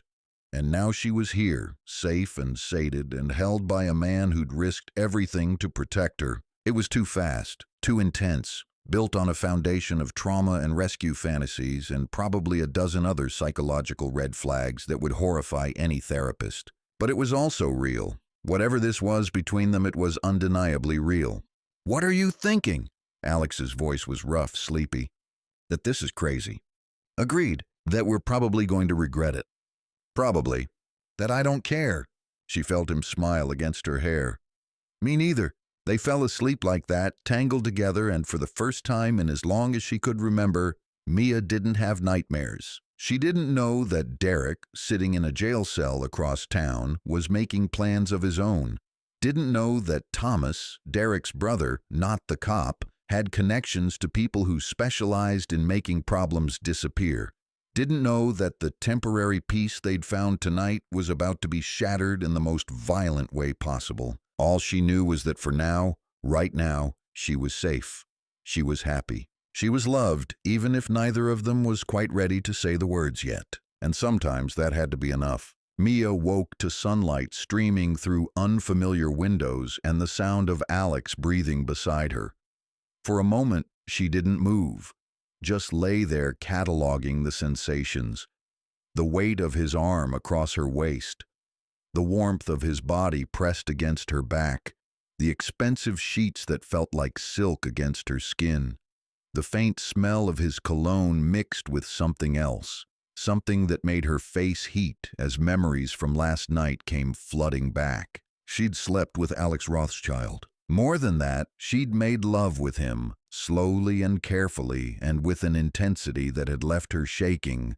He'd touched her like she was something sacred, had whispered her name like it meant everything, had made her feel beautiful and wanted and safe in a way she'd never experienced before. And now, in the harsh light of morning, she was going to have to figure out what the hell that meant. The arm around her waist tightened, and she felt Alex's lips brush against her shoulder.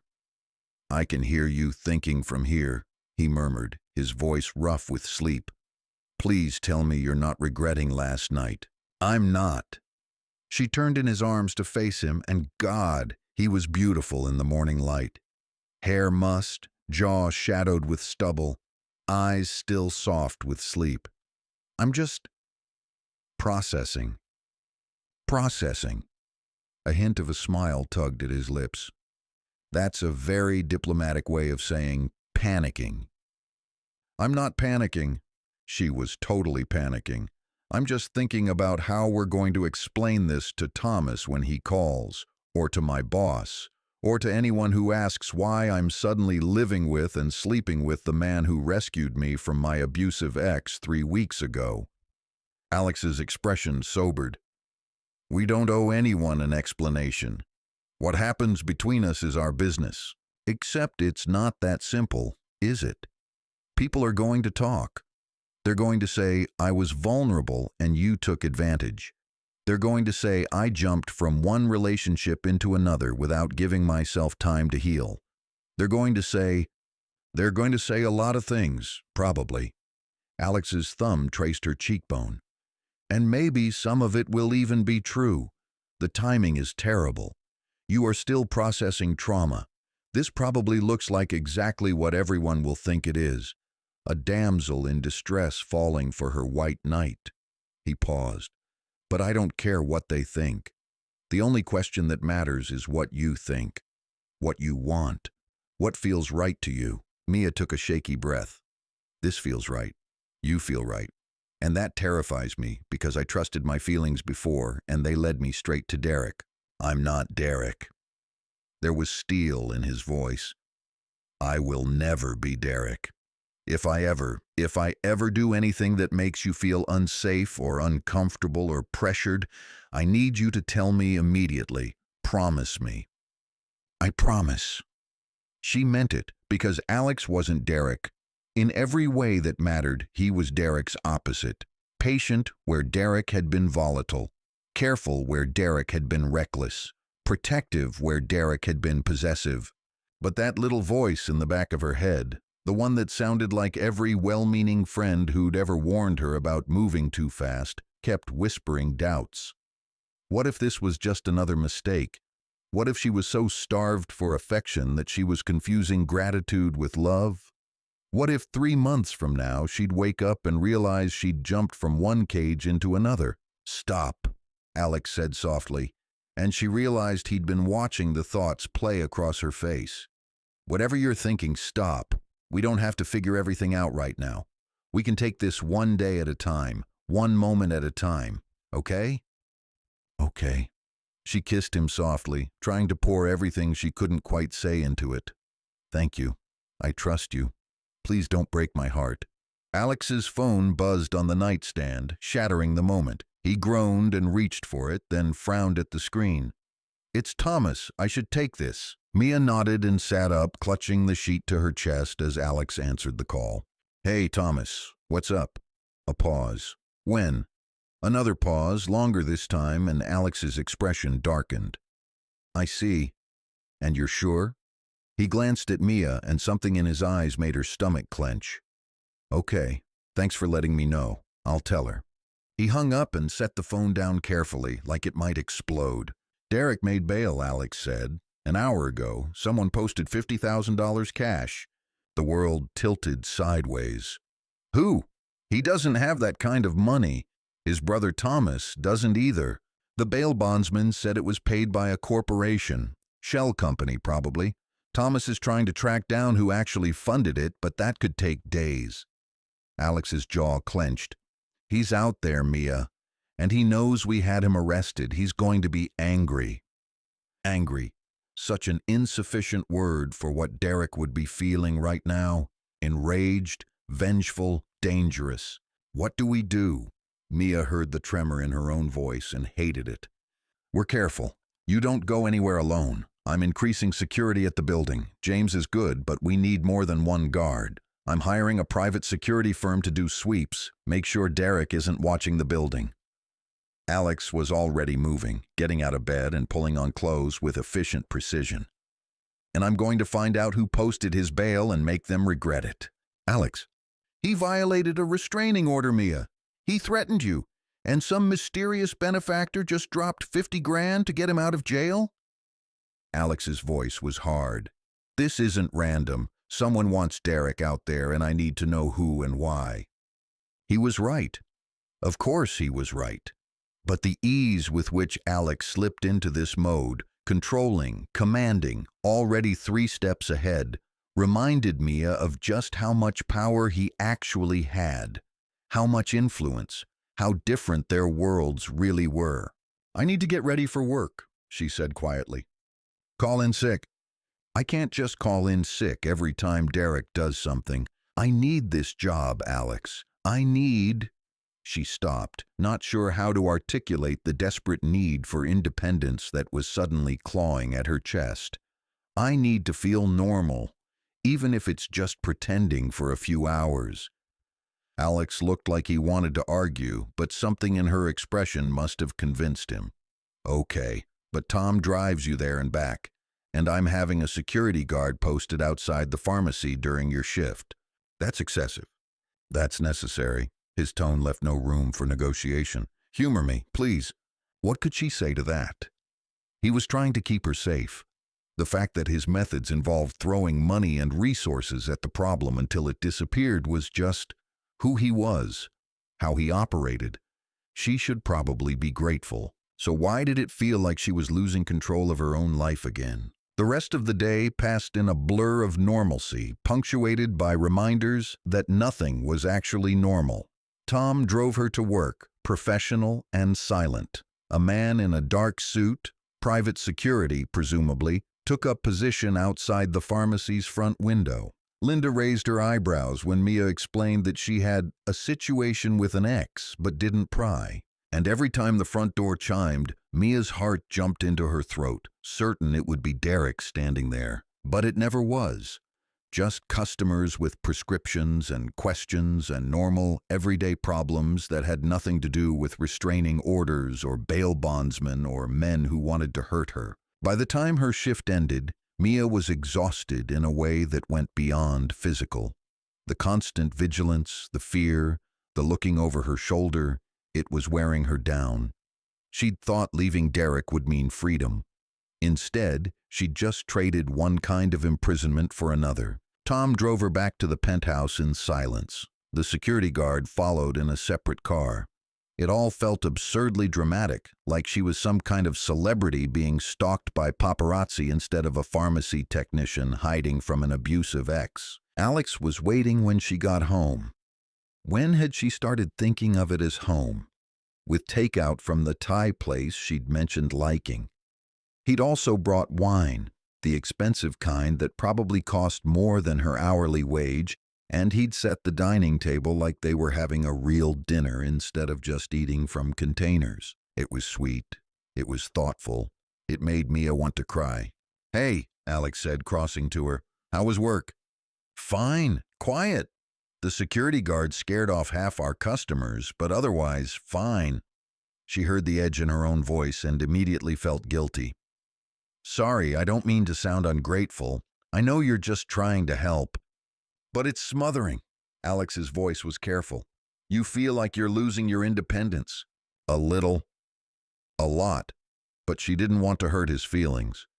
I spent 18 months having Derek control every aspect of my life. Where I went, who I saw, what I wore.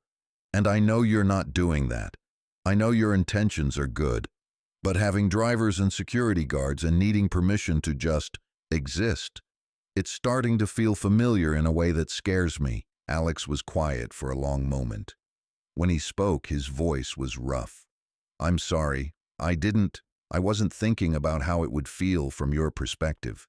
I was just so focused on keeping you safe that I didn't consider I might be taking away your agency in the process."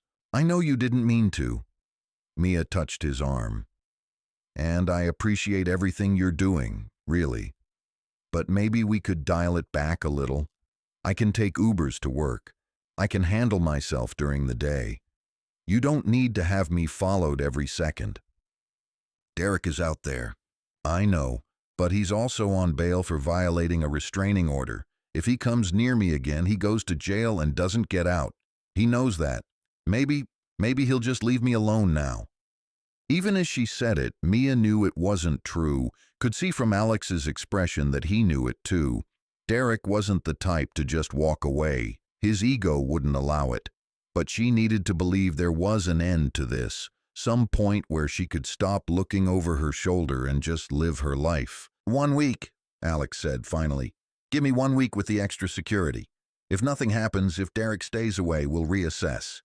Deal?" It wasn't really a compromise. It was a postponement. But Mia was too tired to fight, so she nodded. "Deal." They ate dinner and talked about normal things. Alex told her about a property development deal he was working on in Portland. Mia told him about the elderly customer who'd come in today and spent 20 minutes telling her about his late wife's cookie recipe. They opened the expensive wine and drank too much of it, and by the time they finished eating, Mia was feeling pleasantly fuzzy around the edges. "I talked to Claire today," Alex said as they cleaned up. "Told her about you." Mia's hands stilled in the soapy water. "What did you say?" "That I'd met someone. That it was complicated, but good. She wants to fly out, meet you. I told her to give us some time first, let things settle." He dried a plate with more focus than the task required. "She was happy for me. Said it's been years since she's heard me sound this way about anyone." "What way?" "Hopeful, I think was the word she used." Alex set down the plate and turned to face her. "Mia, I know this is fast. I know the timing is terrible and we're probably breaking every rule about healthy relationship development. But I want you to know, this isn't casual for me. You're not casual for me." Her heart did something complicated in her chest. "You're not casual for me either." "Good." He pulled her close, kissed her forehead. "Because I'm in this. However messy it gets, however complicated, I'm in this." The words should have comforted her. Instead, they sent a chill down her spine. Because in her experience, men who said things like, "I'm in this" and "you're mine," usually meant it in ways that weren't healthy. Usually meant it as a warning disguised as a promise. But this was Alex. Alex wasn't Derek. Alex wasn't going to hurt her. Was he? God, she was so messed up, so damaged.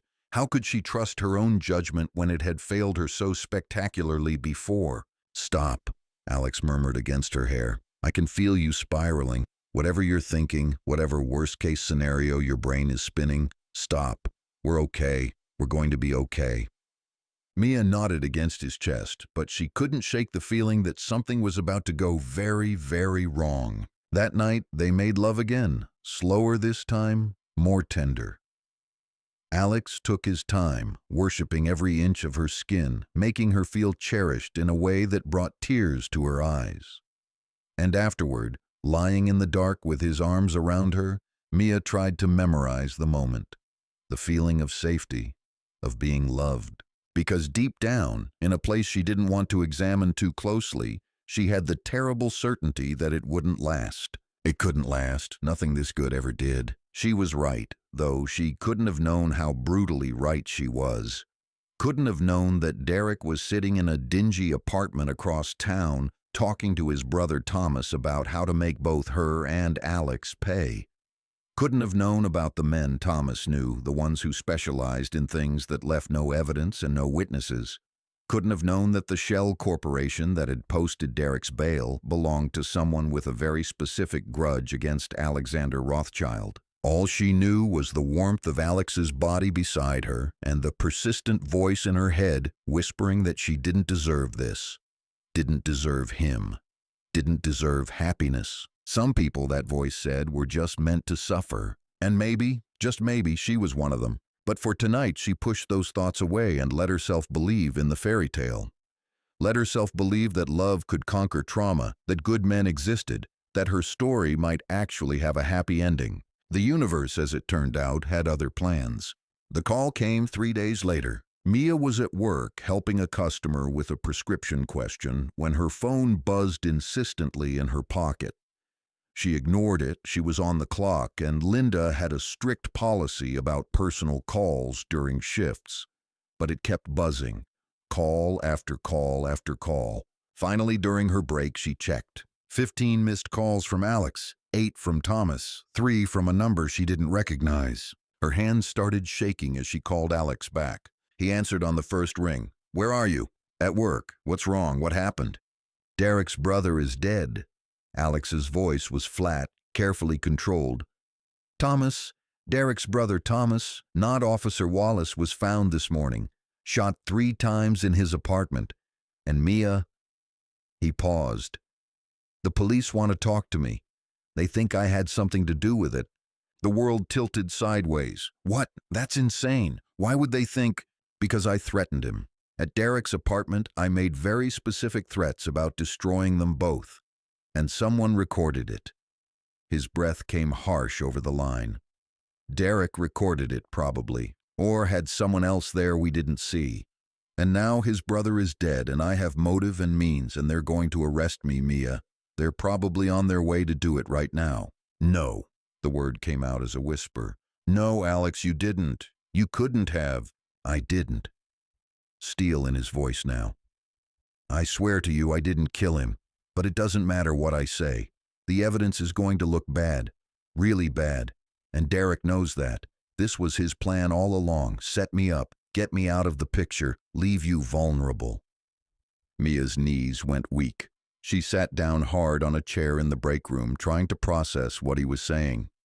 "What do we do? My lawyers are already on this. They're good. The best. But Mia, I need you to listen very carefully." His voice dropped lower. "If I get arrested, if I can't be there to protect you, you need to run. Get out of Seattle. Go to your sister in California. Don't wait. Don't pack. Just go."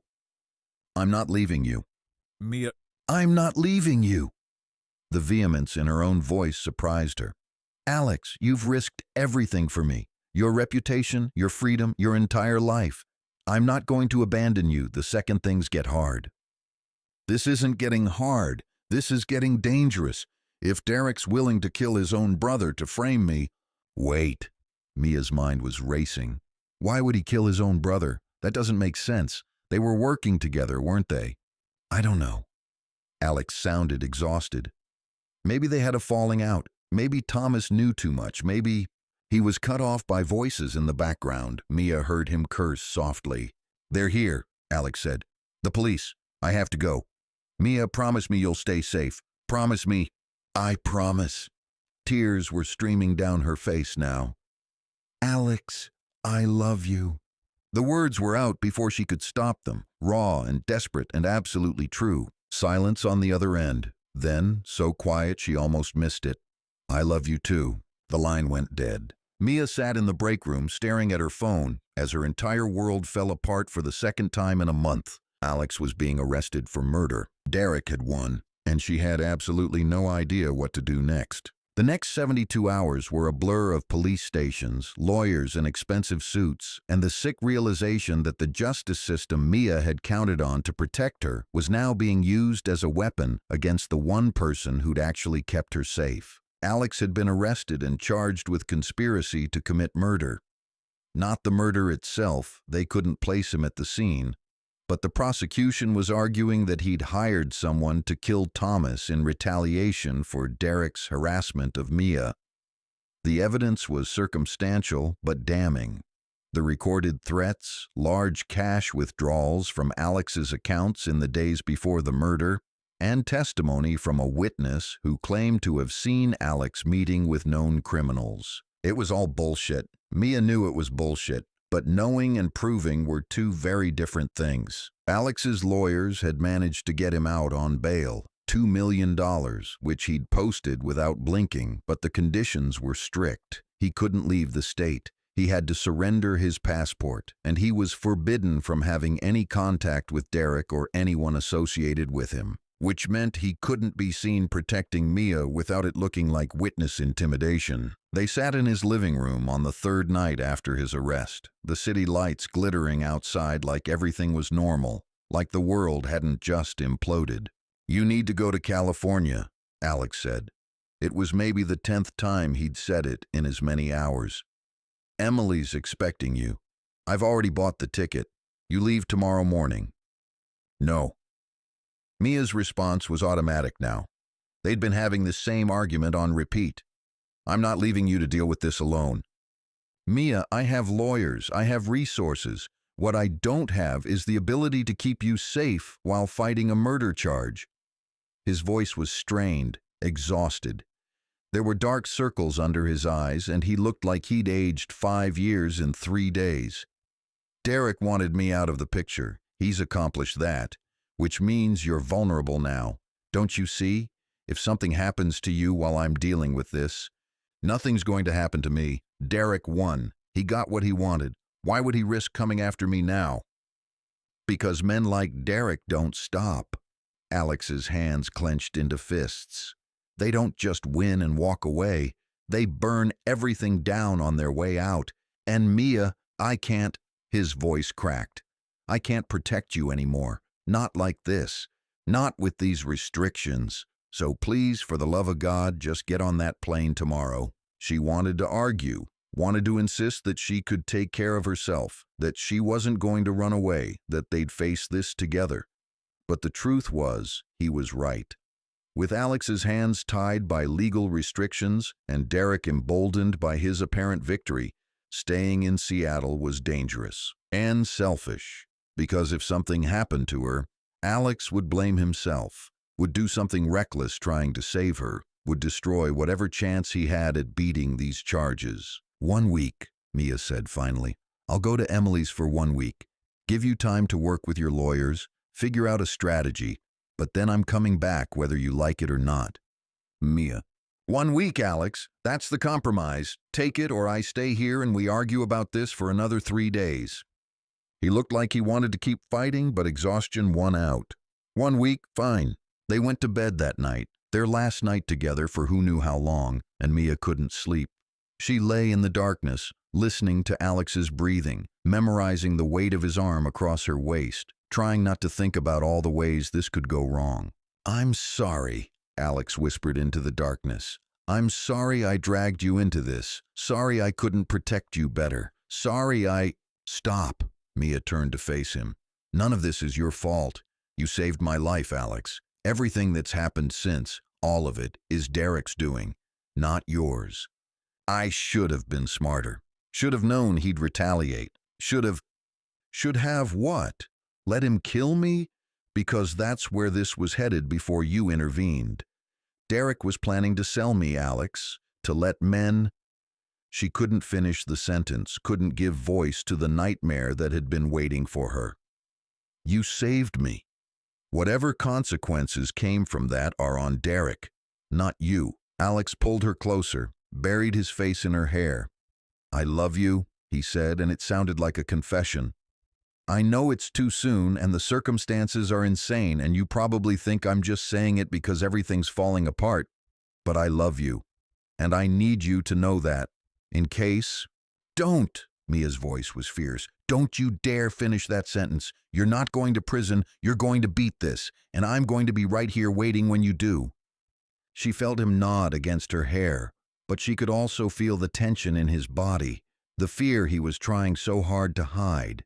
Because they both knew the truth, even if neither of them wanted to say it out loud, the system was stacked against him. He'd made powerful enemies over the years, people who'd lost deals to him, properties he'd acquired, competitors he'd outmaneuvered, and some of those people would be all too happy to see Alexander Rothschild taken down, regardless of whether he was actually guilty. They made love that night with a desperation that bordered on grief, like they were trying to imprint themselves on each other, trying to hold on to something that was already slipping through their fingers. And afterward, Mia cried silently into his shoulder while he held her and pretended not to notice. Morning came too quickly. Tom, loyal, silent. Tom drove Mia to the airport. Alex wanted to come, but his lawyers had advised against it. Too public, too much potential for photographers to catch images that could be spun the wrong way in court. So they'd said goodbye in the penthouse, and it had been the hardest thing Mia had ever done. The flight to California was a blur. Emily met her at the airport, her sister's familiar face a mixture of concern and barely suppressed, "I told you so."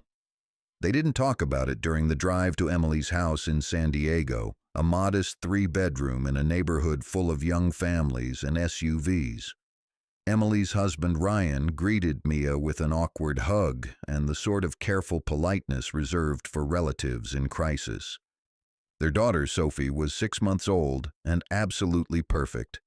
Mia held her niece and felt something crack open in her chest. This was what normal looked like. Babies and mortgages and playdates. Not restraining orders and murder charges and loving someone so broken and complicated that just being with him felt like playing Russian roulette. "So," Emily said that evening, after Ryan had gone to bed and Sophie was asleep in her crib, "are you going to tell me what actually happened, or do I have to piece it together from your very concerning phone calls?" Mia had been dreading this conversation.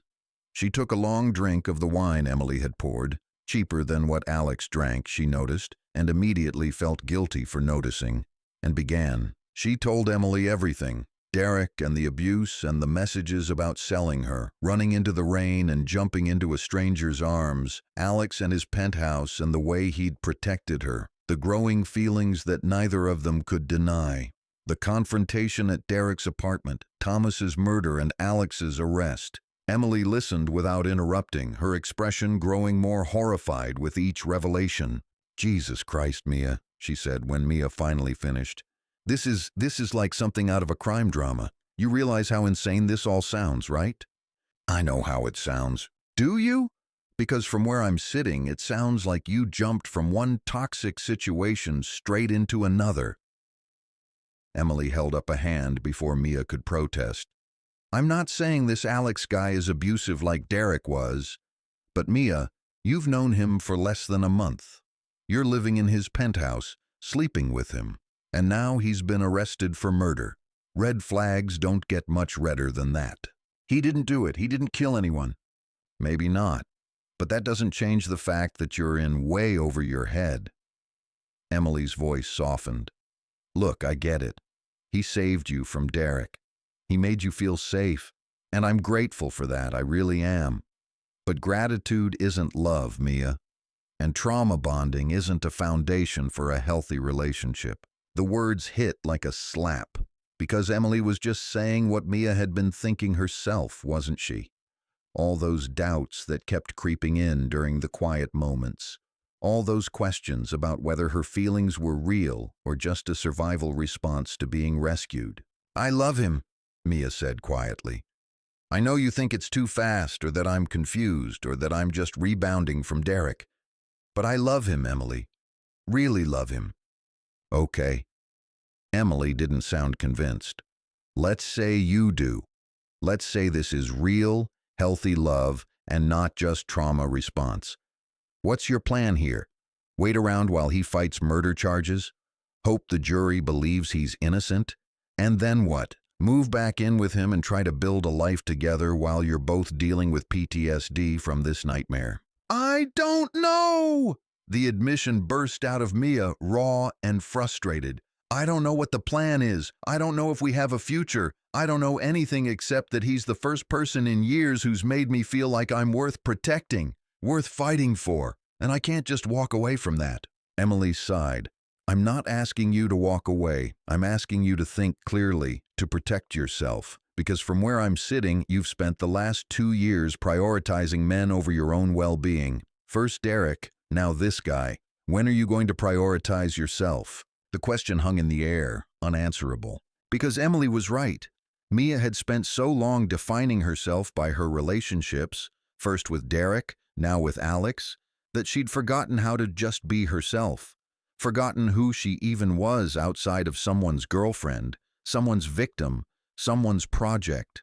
I don't know how, Mia whispered. I don't know how to just be alone, be me. I'm 25 years old and I've never lived by myself. Never supported myself entirely. Never made it more than a few months without someone else making decisions for me. And I hate that. I hate how weak I am. You're not weak. Emily moved to sit beside her on the couch, pulling her into a hug. You survived an abusive relationship. You found the courage to leave. That's not weak, Mia. That's incredibly strong. But strength doesn't mean immediately jumping into something else. Strength means taking time to heal, to figure out who you are, to build a life that's yours. Mia leaned into her sister's embrace and let herself cry. Really cry, for the first time since Alex's arrest. Because Emily was right. She knew Emily was right. But knowing and doing were two different things, and the thought of walking away from Alex, of not being there while he fought for his freedom, felt like abandoning the only person who'd ever truly seen her. 1 week, Emily said softly. You promised him 1 week, so take it. Don't call him, don't text him, don't check the news about his case every 5 minutes. Just be here, be present, play with Sophie, help me fold laundry, do normal, boring things, and at the end of the week, reassess. Deal?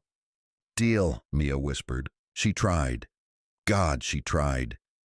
She spent her days helping Emily with the baby, cooking meals that didn't come from expensive restaurants, taking walks in the neighborhood.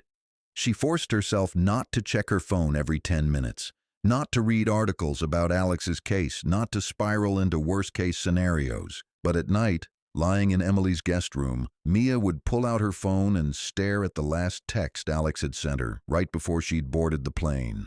Be safe, I love you. This isn't goodbye. 4 days into her California exile, Officer Thomas Wallace called. Ms. Wallace, it's Thomas. I hope I'm not calling at a bad time. Mia's heart immediately started racing. What happened? Is Alex okay? Alex is fine. Well, as fine as anyone can be while fighting a murder charge. Thomas paused. I'm calling because there's been a development in the case. Something you need to know about. What kind of development? Derek's been arrested. Mia's breath caught. For what? Turns out his brother Thomas wasn't the only person connected to Derek who's turned up dead. 2 other associates have been killed in the past week. Same MO, professional hits, execution style. The FBI's involved now because it's looking like organized crime, and Derek is right in the middle of it. I don't understand. Why would Derek... The prevailing theory is that Derek's brother got involved with some very dangerous people. The same people Derek owed money to. When Thomas couldn't pay what he owed, they started eliminating everyone connected to the debt. Thomas's voice was grim.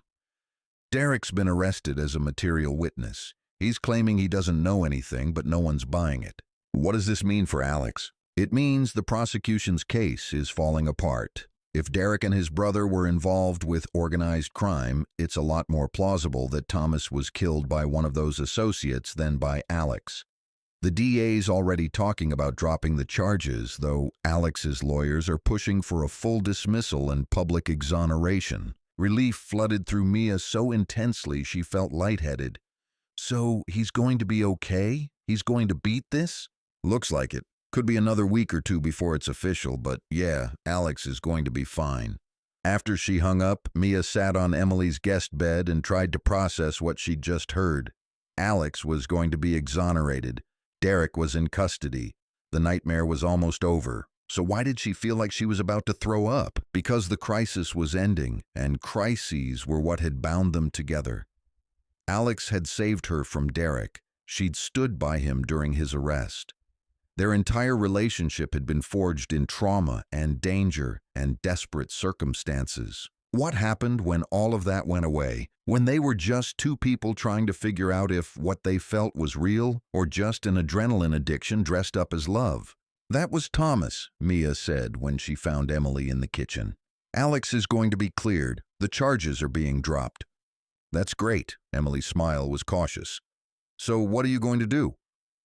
I don't know. Are you going back to Seattle? I don't know. Do you want to go back to Seattle? That was the question, wasn't it?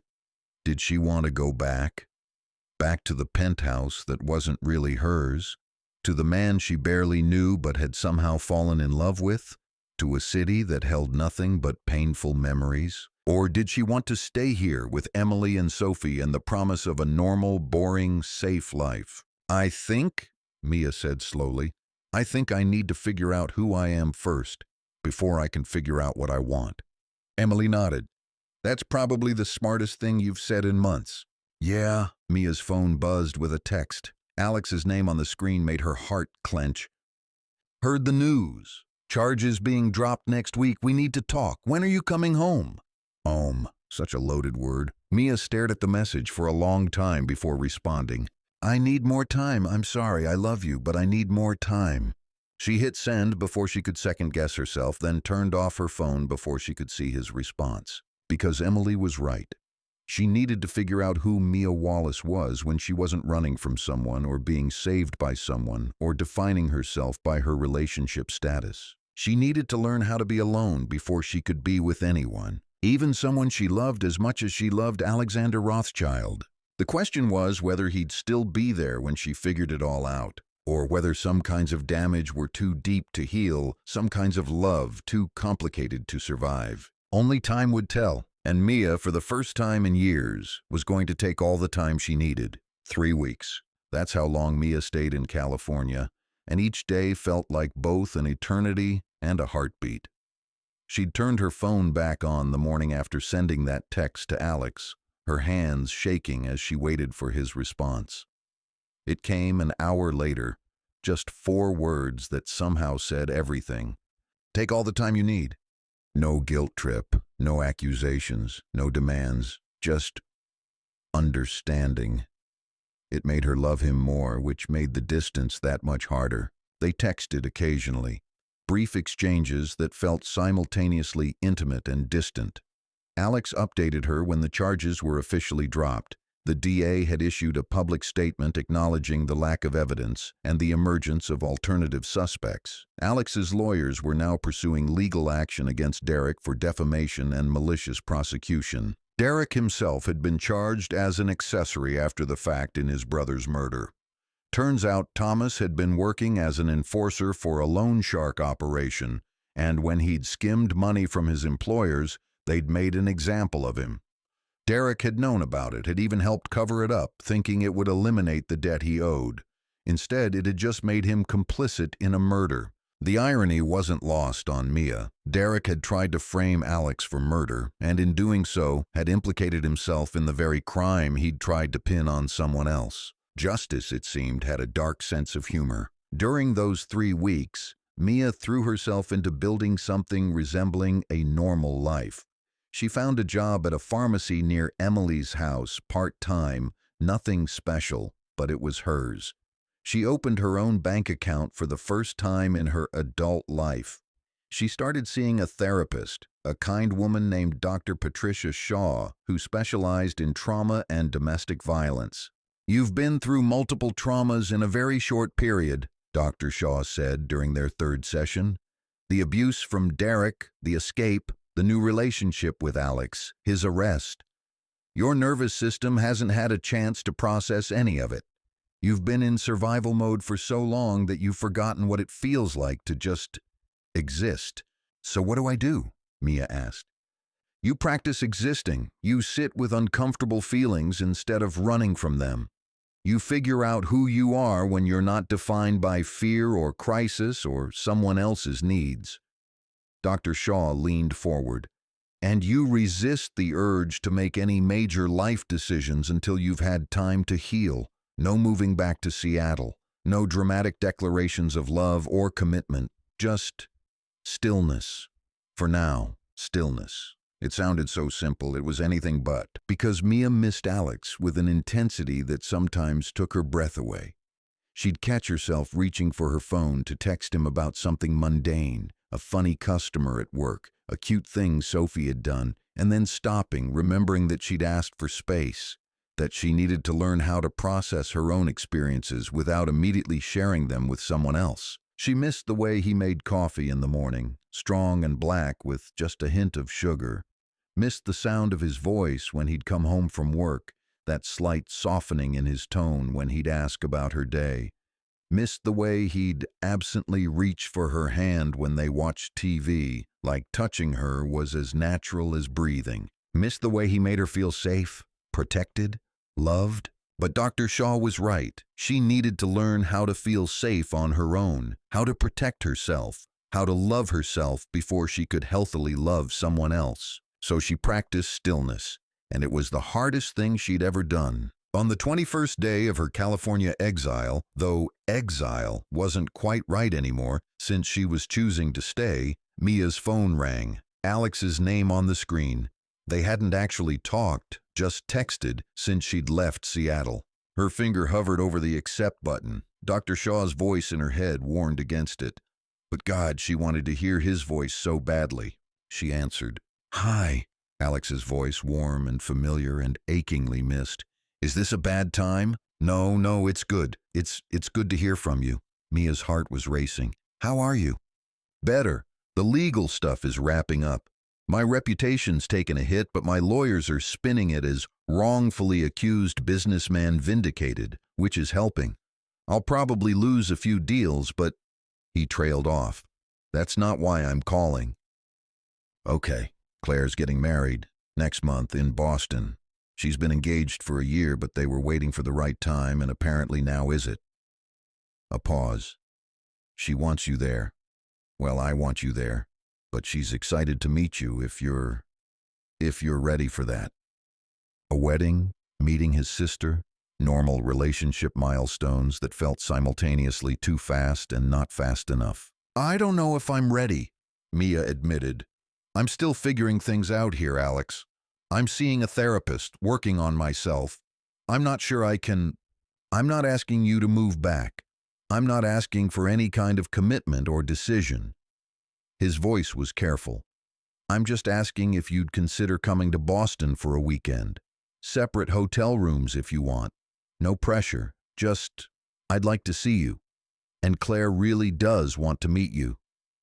Why does she want to meet me? We've never even talked. Because I can't shut up about you. The admission came out slightly embarrassed. She's heard about the crazy woman who jumped into my arms in the rain and turned my life upside down. And she figures anyone who can make me this ridiculous is worth meeting. Despite everything, Mia felt herself smile. You've been ridiculous? Catastrophically so. My assistant asked if I needed medical attention last week because I was staring at my phone with what she described as a concerning expression. What kind of expression? Apparently, I looked like a lovesick teenager. Her words, not mine. It was humiliating. But she could hear the smile in his voice. So, will you come to Boston? Mia thought about it. Thought about seeing Alex again after 3 weeks of deliberate distance. Thought about meeting his sister, the only family he had left. Thought about weddings and hotel rooms and all the ways this could either help or hurt her healing process. Can I think about it? She asked.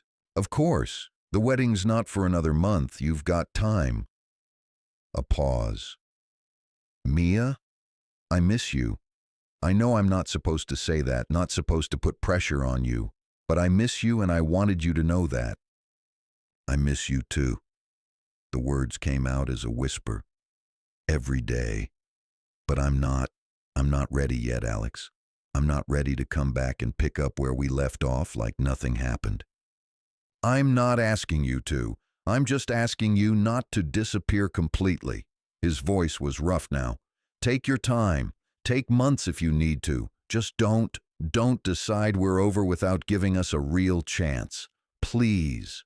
I'm not. Mia stopped, because wasn't she? Wasn't staying in California indefinitely just a slower, kinder way of ending things? I don't want us to be over, but I don't know how to do this, Alex. How to be with you in a way that's healthy. Everything between us started in crisis. I don't know what we are without that. Then let's find out. Simple. Direct. So very Alex. Come to Boston. Meet Claire. Let's try being normal for a weekend and see what happens. If it doesn't work, if we realize we're better off apart, then at least we'll know. But Mia, I think we owe it to ourselves to try. He was right. They did owe themselves that much. But the thought of seeing him again, of being near him after weeks of careful distance, terrified her. Because she knew herself. Knew that the second she saw him, all her carefully maintained boundaries would crumble. She'd fall right back into the pattern of letting him make her feel safe instead of learning to feel safe on her own. I'll think about it, she said again. I promise I'll think about it. That's all I'm asking. A pause. I love you. I know you might not be ready to hear that, but I needed to say it. I love you, and I'm not going anywhere. I love you too, Mia whispered. That's what makes this so hard. They said goodbye, and Mia sat in Emily's guest room staring at her phone for a long time afterward. That was him? Emily asked from the doorway. Mia hadn't even heard her come in. Yeah, he wants me to come to Boston for his sister's wedding next month. Are you going to go? I don't know. Mia looked up at her sister. What do you think I should do? Emily was quiet for a moment.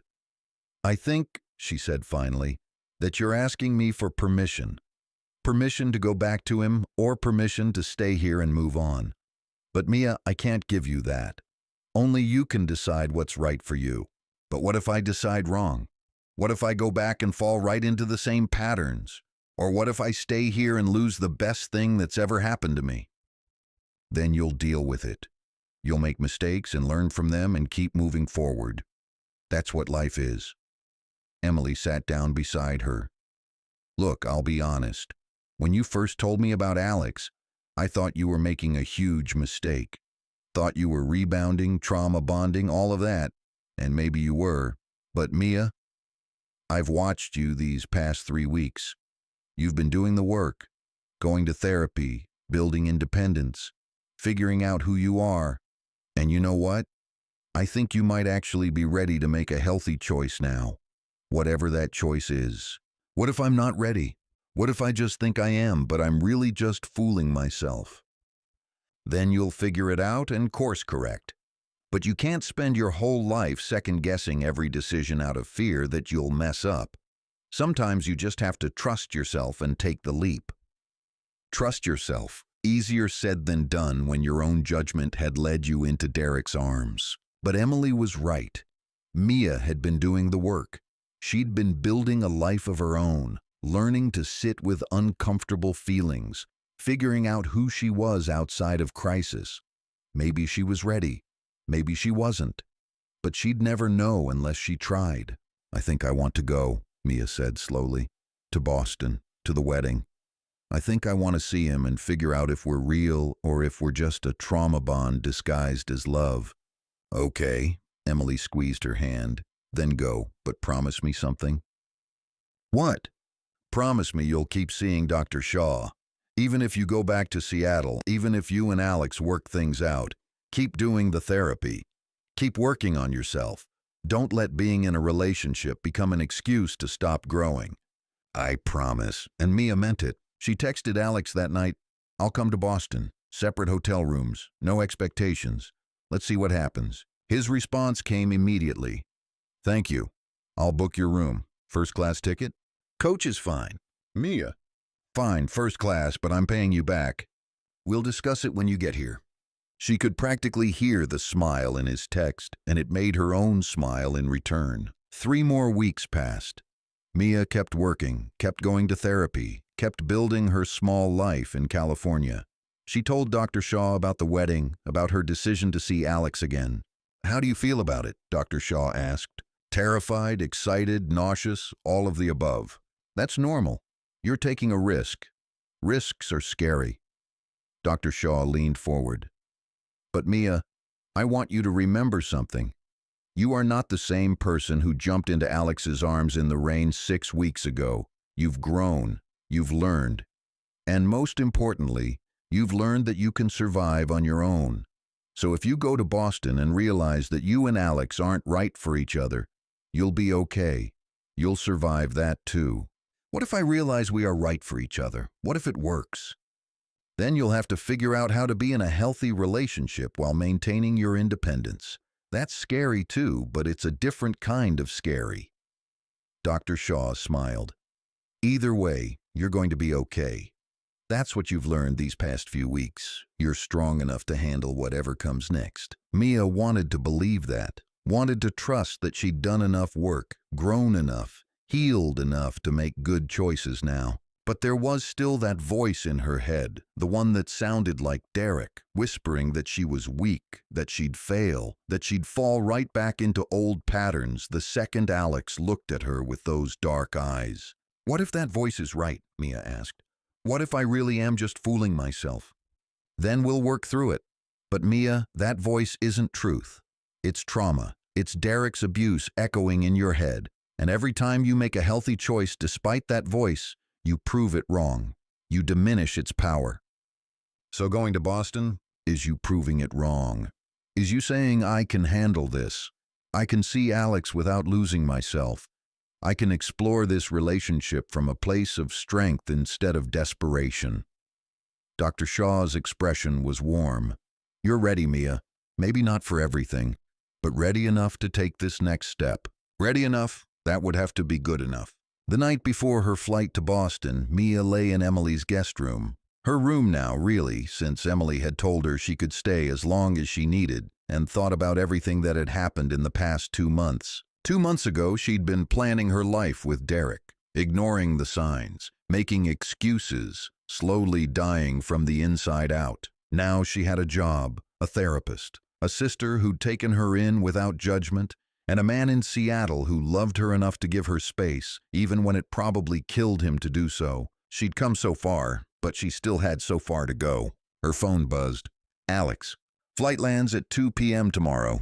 I'll pick you up at the airport. Unless you'd rather take a car?" "You can pick me up. I'd like to see you." "I'd like to see you too. Fair warning, I'm probably going to want to kiss you. Is that okay?" Mia's heart did something complicated. "Let's see how we feel in the moment." "Fair enough. Sleep well, Mia. You too. And Alex?" "Yeah? Thank you for giving me space, for not making this harder than it had to be. You're worth waiting for, however long it takes." She fell asleep with those words echoing in her head, and dreamed of rain and dark eyes and the possibility of second chances. Tomorrow she'd get on a plane. Tomorrow she'd see Alex again. Tomorrow she'd start figuring out if what they had was real or just a beautiful disaster waiting to implode. But tonight, in this moment, Mia Wallace was at peace. She'd survived the unsurvivable. She'd built herself back from nothing. She'd learned that she was strong enough to stand alone. And maybe, just maybe, that meant she was finally strong enough to stand beside someone too, if she was brave enough to try. The plane touched down in Boston at 2:07 p.m., 7 minutes late due to headwinds over Nevada. Mia's hands were shaking as she collected her carry-on and made her way through the airport. She'd dressed carefully that morning. Not for Alex, she told herself, but for herself. The green sweater he'd bought her all those weeks ago, paired with jeans that actually fit and her hair down instead of pulled back in her usual ponytail. She looked good. More importantly, she felt good, strong, ready. And then she saw him, standing near baggage claim with his hands in his pockets and an expression on his face that made her heart stop. He looked different, thinner, maybe, tired. But when their eyes met across the crowd, the smile that spread across his face was like sunrise. Mia walked toward him, and with each step, she was aware of a choice she was making. Not to fall back into old patterns, not to lose herself, but to try, to be brave, to see if love could exist outside of crisis. "Hi," she said when she reached him. "Hi," he breathed. They stood there for a long moment, just looking at each other. And Mia realized that Dr. Shaw was right. She wasn't the same person who'd left Seattle 6 weeks ago. She was stronger now, more herself. The question was whether that self could fit beside Alex's self in a way that worked for both of them.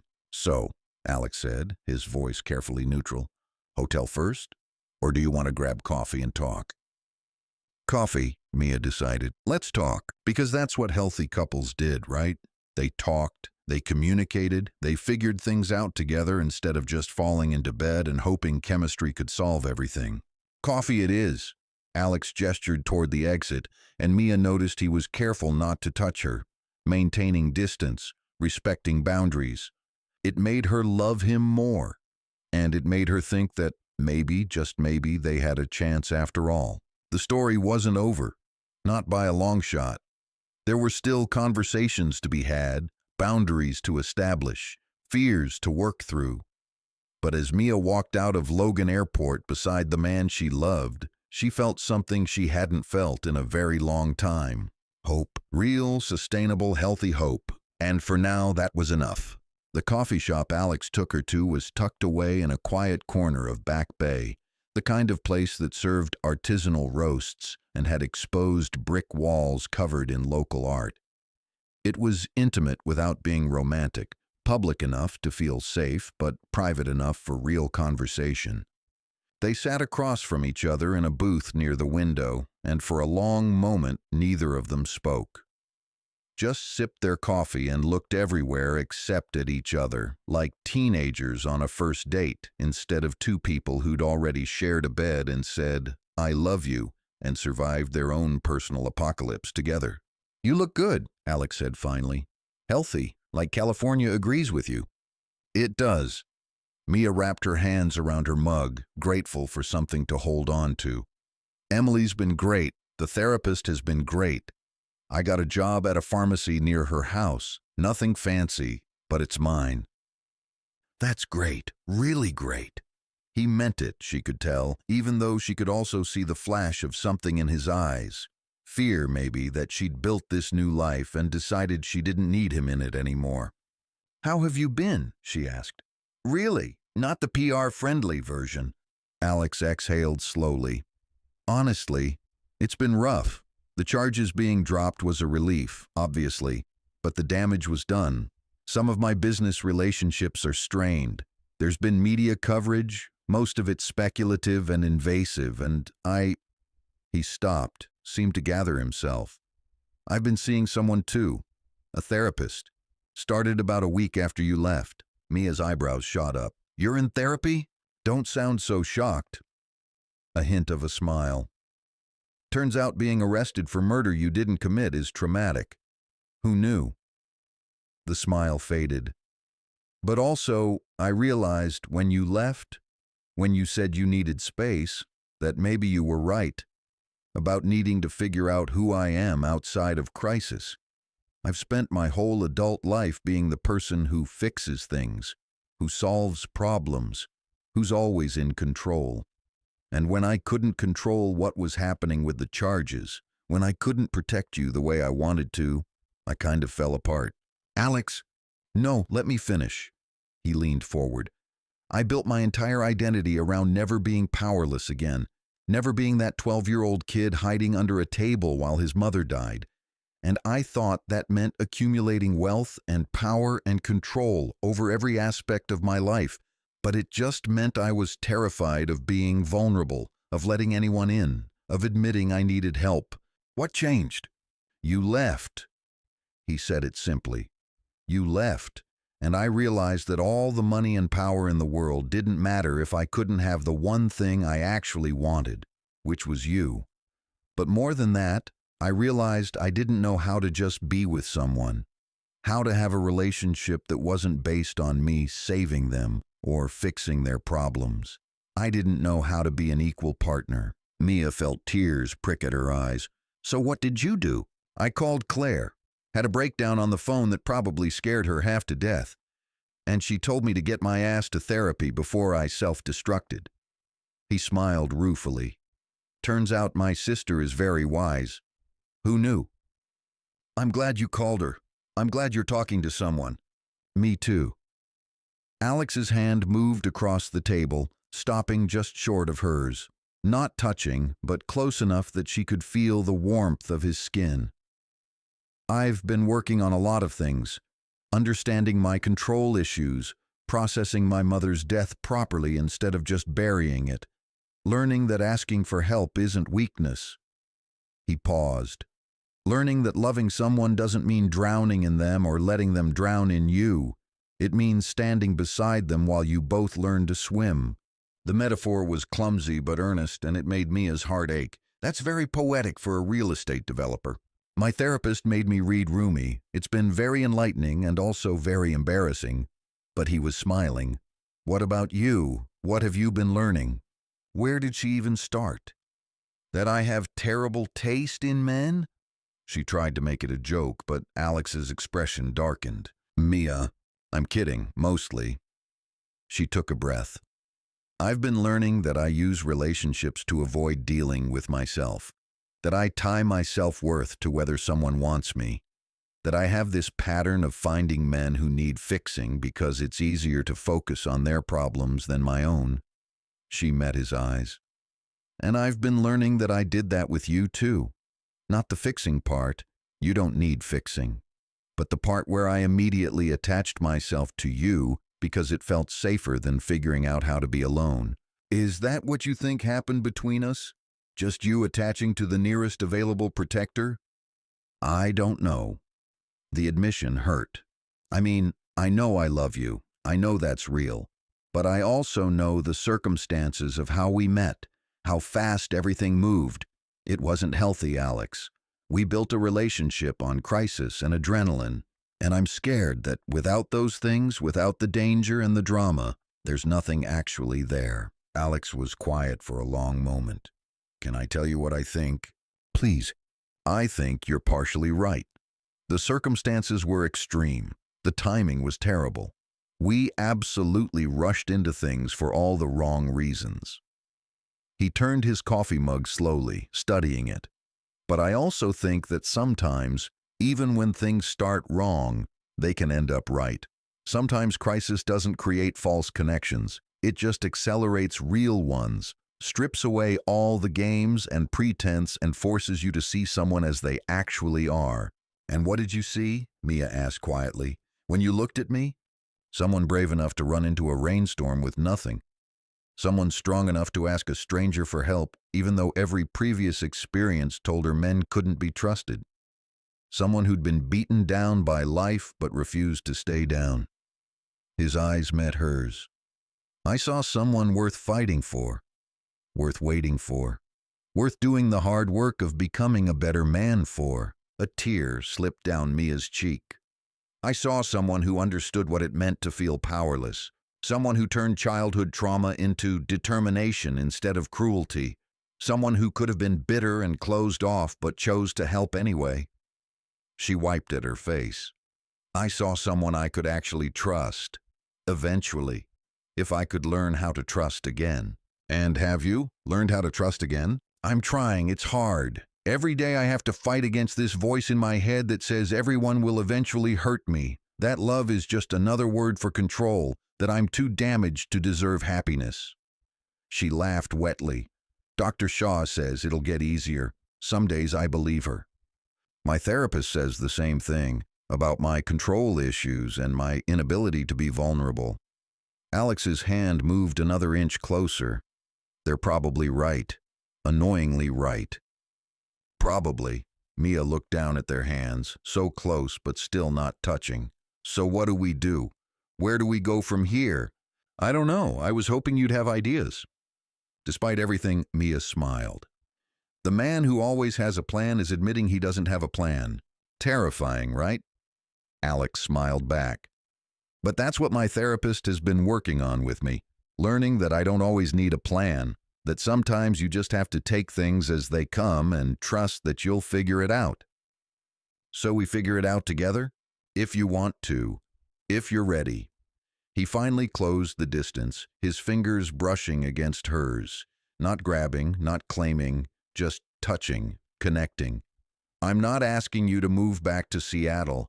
I'm not asking you to pick up where we left off like nothing happened. I'm just asking if you want to try, slowly, on your terms. See if we're something real or just a beautiful disaster. I think we're probably both, Mia said. Real and a disaster. Is that possible? God, I hope so. Otherwise, we're in trouble.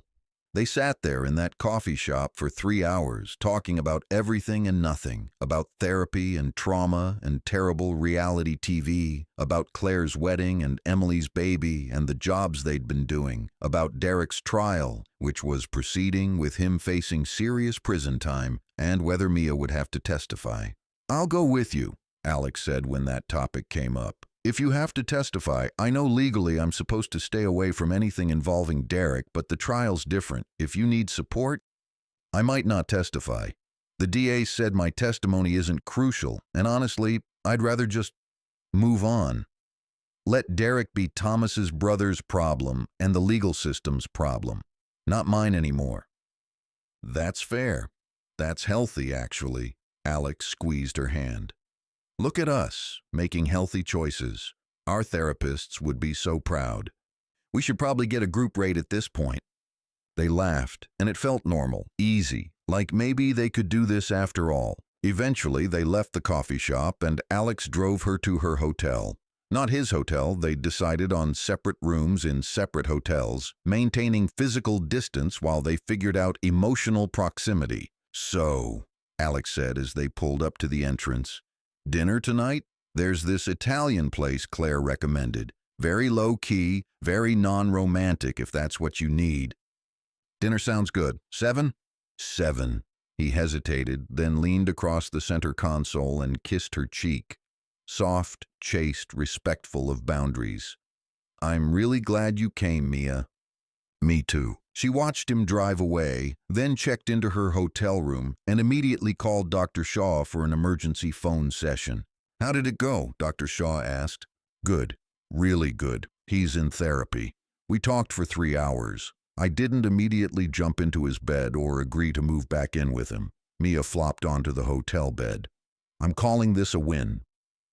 It sounds like a win. How do you feel? Terrified, hopeful, confused, still in love with him, which complicates everything. She stared at the ceiling. But also, okay, like I can handle this? Is that weird? It's not weird at all. It means you're growing. Dr. Shaw's voice was warm. You're approaching this relationship from a place of strength instead of desperation. That's huge progress, Mia. But what if it doesn't work out? What if we realize we're not compatible outside of crisis? Then you'll have your answer, and you'll move forward with your life, stronger for having tried. A pause. But Mia, what if it does work out? What if you and Alex are actually good for each other? That was somehow more terrifying than the alternative, because if it worked, if they were real, then she'd have to learn how to be in a healthy relationship. Have to maintain her independence while also being part of a partnership. Have to trust that loving someone didn't mean losing herself. I guess we'll find out, Mia said. She spent the afternoon exploring Boston, walking through the public garden and along Newbury Street, just being alone with her thoughts. At 6:30, she got ready for dinner, choosing a simple black dress that made her feel confident without trying too hard. Alex picked her up at 7 exactly, and Mia's breath caught when she saw him. He'd dressed up too, dark jeans and a button-down that brought out his eyes. And when he looked at her, there was so much want in his expression that it made her skin flush. You look beautiful, he said. You look pretty good yourself. The Italian restaurant was perfect, small, cozy, with checkered tablecloths and candles that cast everything in warm light. They ordered wine and pasta and talked more, this time about lighter things, movies they wanted to see. books they'd read, places they'd never been but wanted to visit. "I've always wanted to go to Japan," Mia admitted. "The cherry blossoms in spring, the temples, the food, it just seems magical." "We should go." Alex said it casually, then seemed to realize the assumption in that statement. "I mean, if you wanted to, someday. Not like next week or anything, just someday. If we're still—" He trailed off, looking flustered in a way that was oddly endearing. "I'd like that," Mia said softly. "Someday." After dinner, they walked along the Charles River, the city lights reflecting off the water like scattered stars. It was cold. Boston in late October was significantly chillier than California, and Mia found herself shivering in her light jacket. Alex immediately started to shrug out of his own coat, then stopped. "Sorry, control issues. Do you want my jacket, or would you prefer to just head back?" The fact that he'd stopped himself, that he'd recognized the instinct to fix and control and had chosen to ask instead, it meant everything. "I'd like your jacket," Mia said, "if you're offering." He helped her into it, and God, it smelled like him.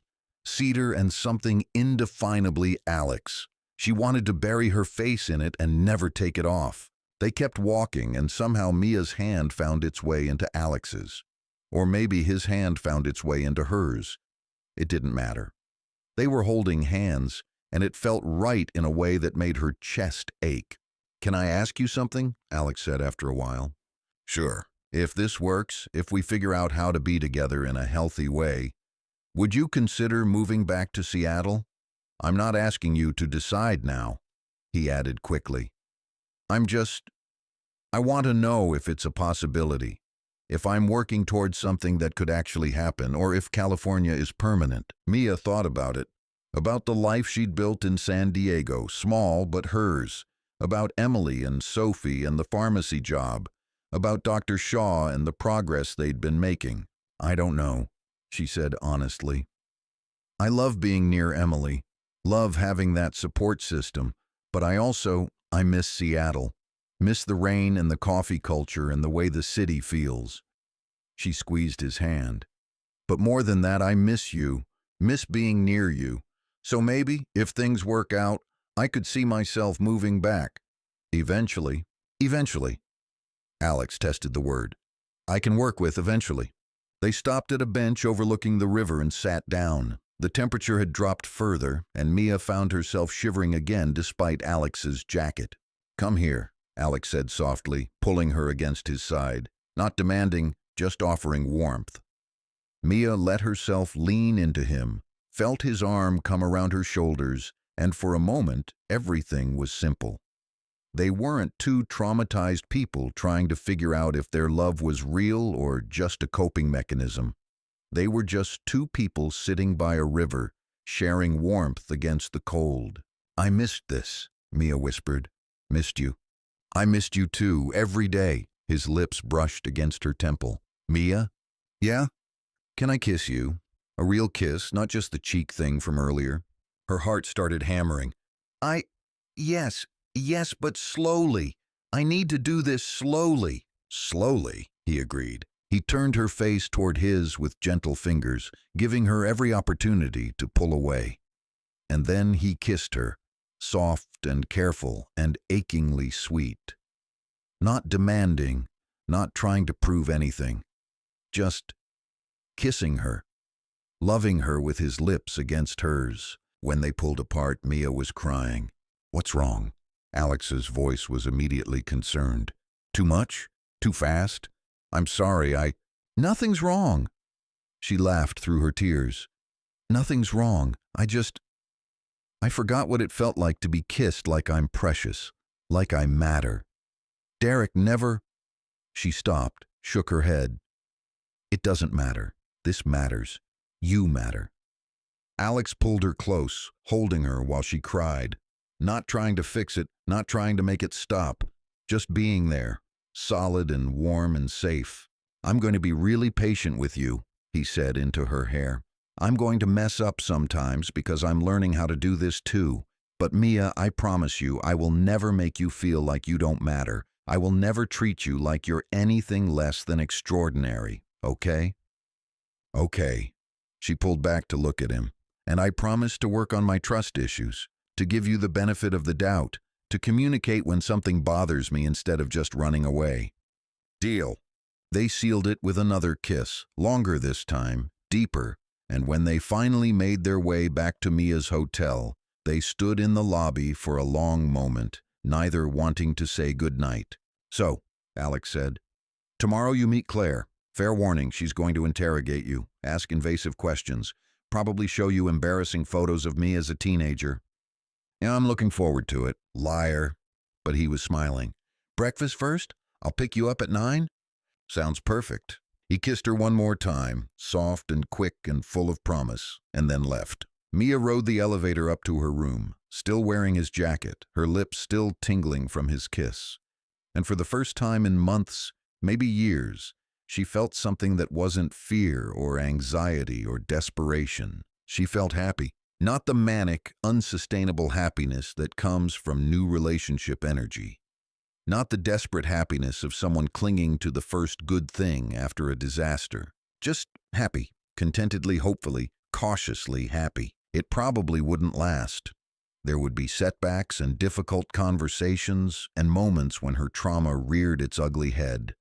There would be times when Alex's control issues clashed with her need for independence. Times when they'd have to work through things that felt impossible. But they'd work through them, together, as equals, because that's what healthy couples did. And maybe, just maybe, they were finally becoming that, a healthy couple.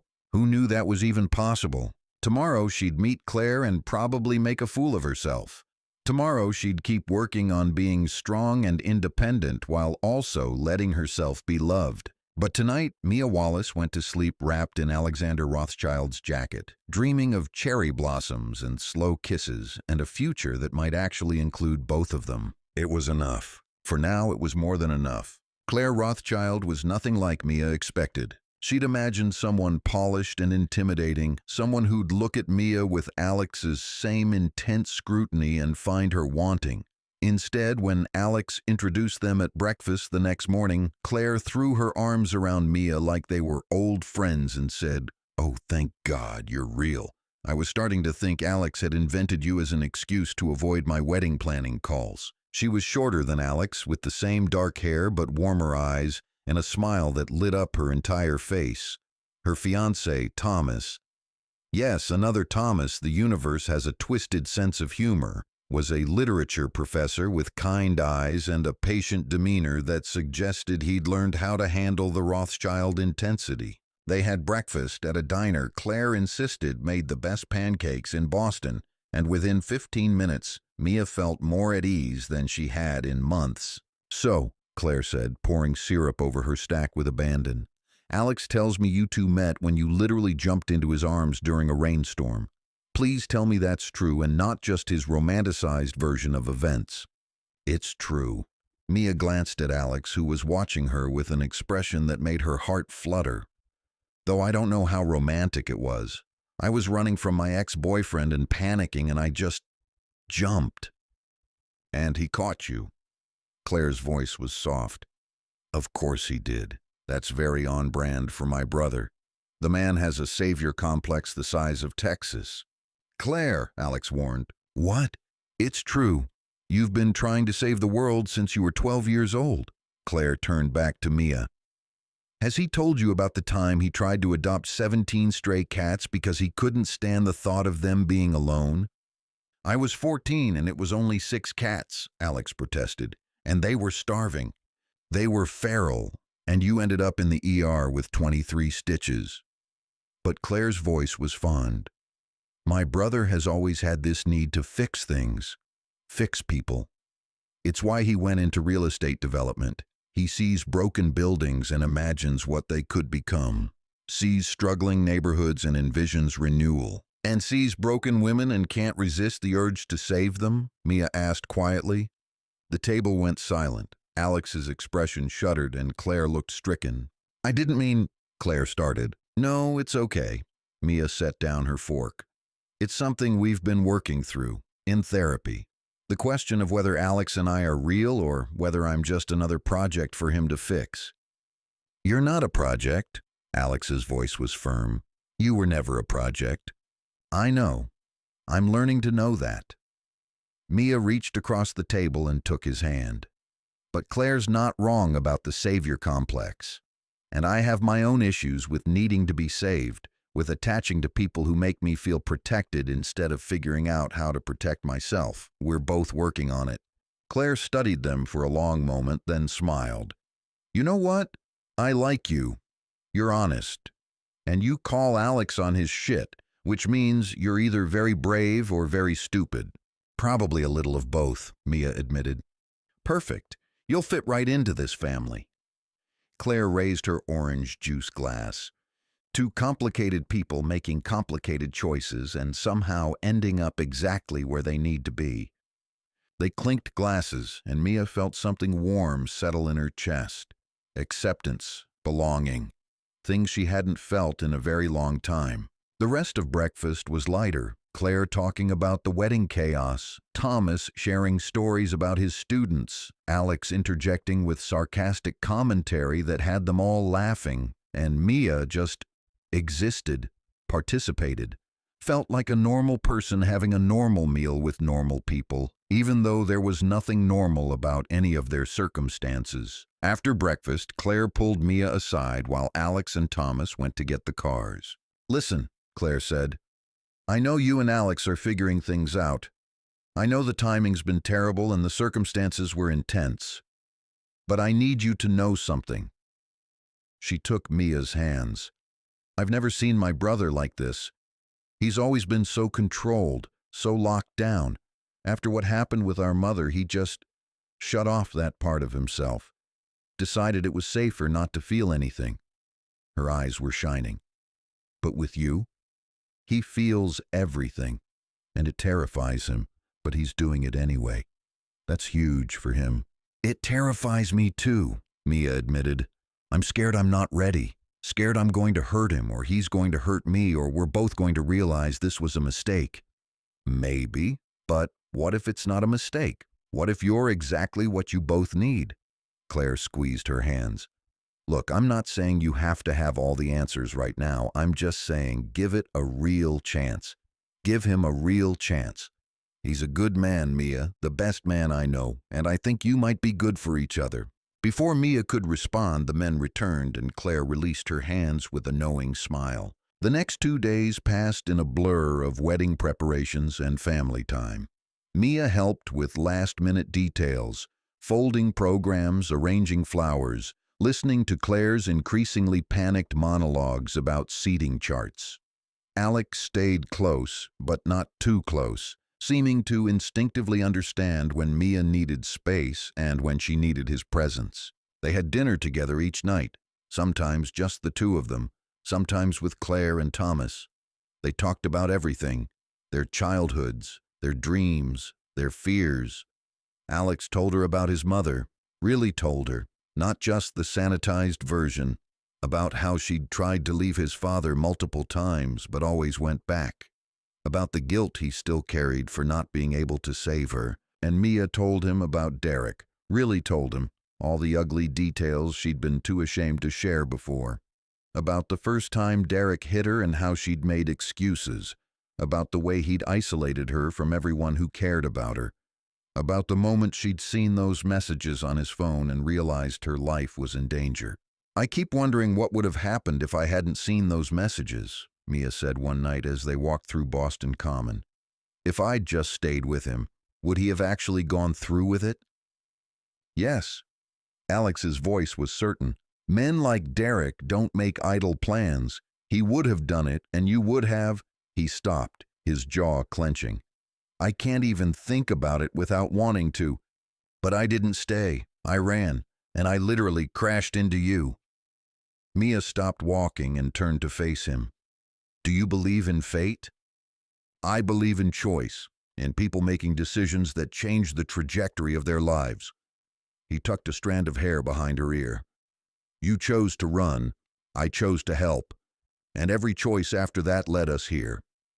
To Boston, arguing about whether we're real or just trauma-bonded. To Boston, figuring out that we're probably both, he smiled, and deciding we're okay with that. The wedding was beautiful. It took place in a small chapel with stained glass windows that cast rainbow light across the pews. Claire looked radiant in a simple white dress, and when she saw Thomas waiting at the altar, she started crying immediately.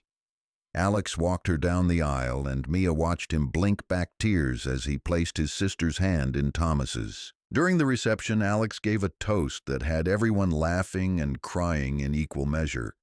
He talked about how Claire had been his anchor after their mother died, how she'd held them together when everything was falling apart, how she deserved every happiness in the world. "And Thomas," Alex said, turning to his brother-in-law, "if you hurt her, I know people, and I have money, and I will make your life very, very difficult." "He's not joking," Claire stage whispered, which got a huge laugh. "But seriously," Alex continued, "thank you for loving my sister, for making her happy, for being the kind of man our father never was." His voice cracked slightly. "To Claire and Thomas, may you have all the love and happiness you deserve." Everyone raised their glasses, and Mia felt tears streaming down her face. Not sad tears, happy tears, hopeful tears. Later, during the dancing, Alex found her near the bar. "Dance with me?" he asked, extending his hand. Mia took it, and he led her to the dance floor as a slow song began. She fit perfectly against him, her head on his shoulder, his arms around her waist. They swayed together, and for a moment, the rest of the world fell away.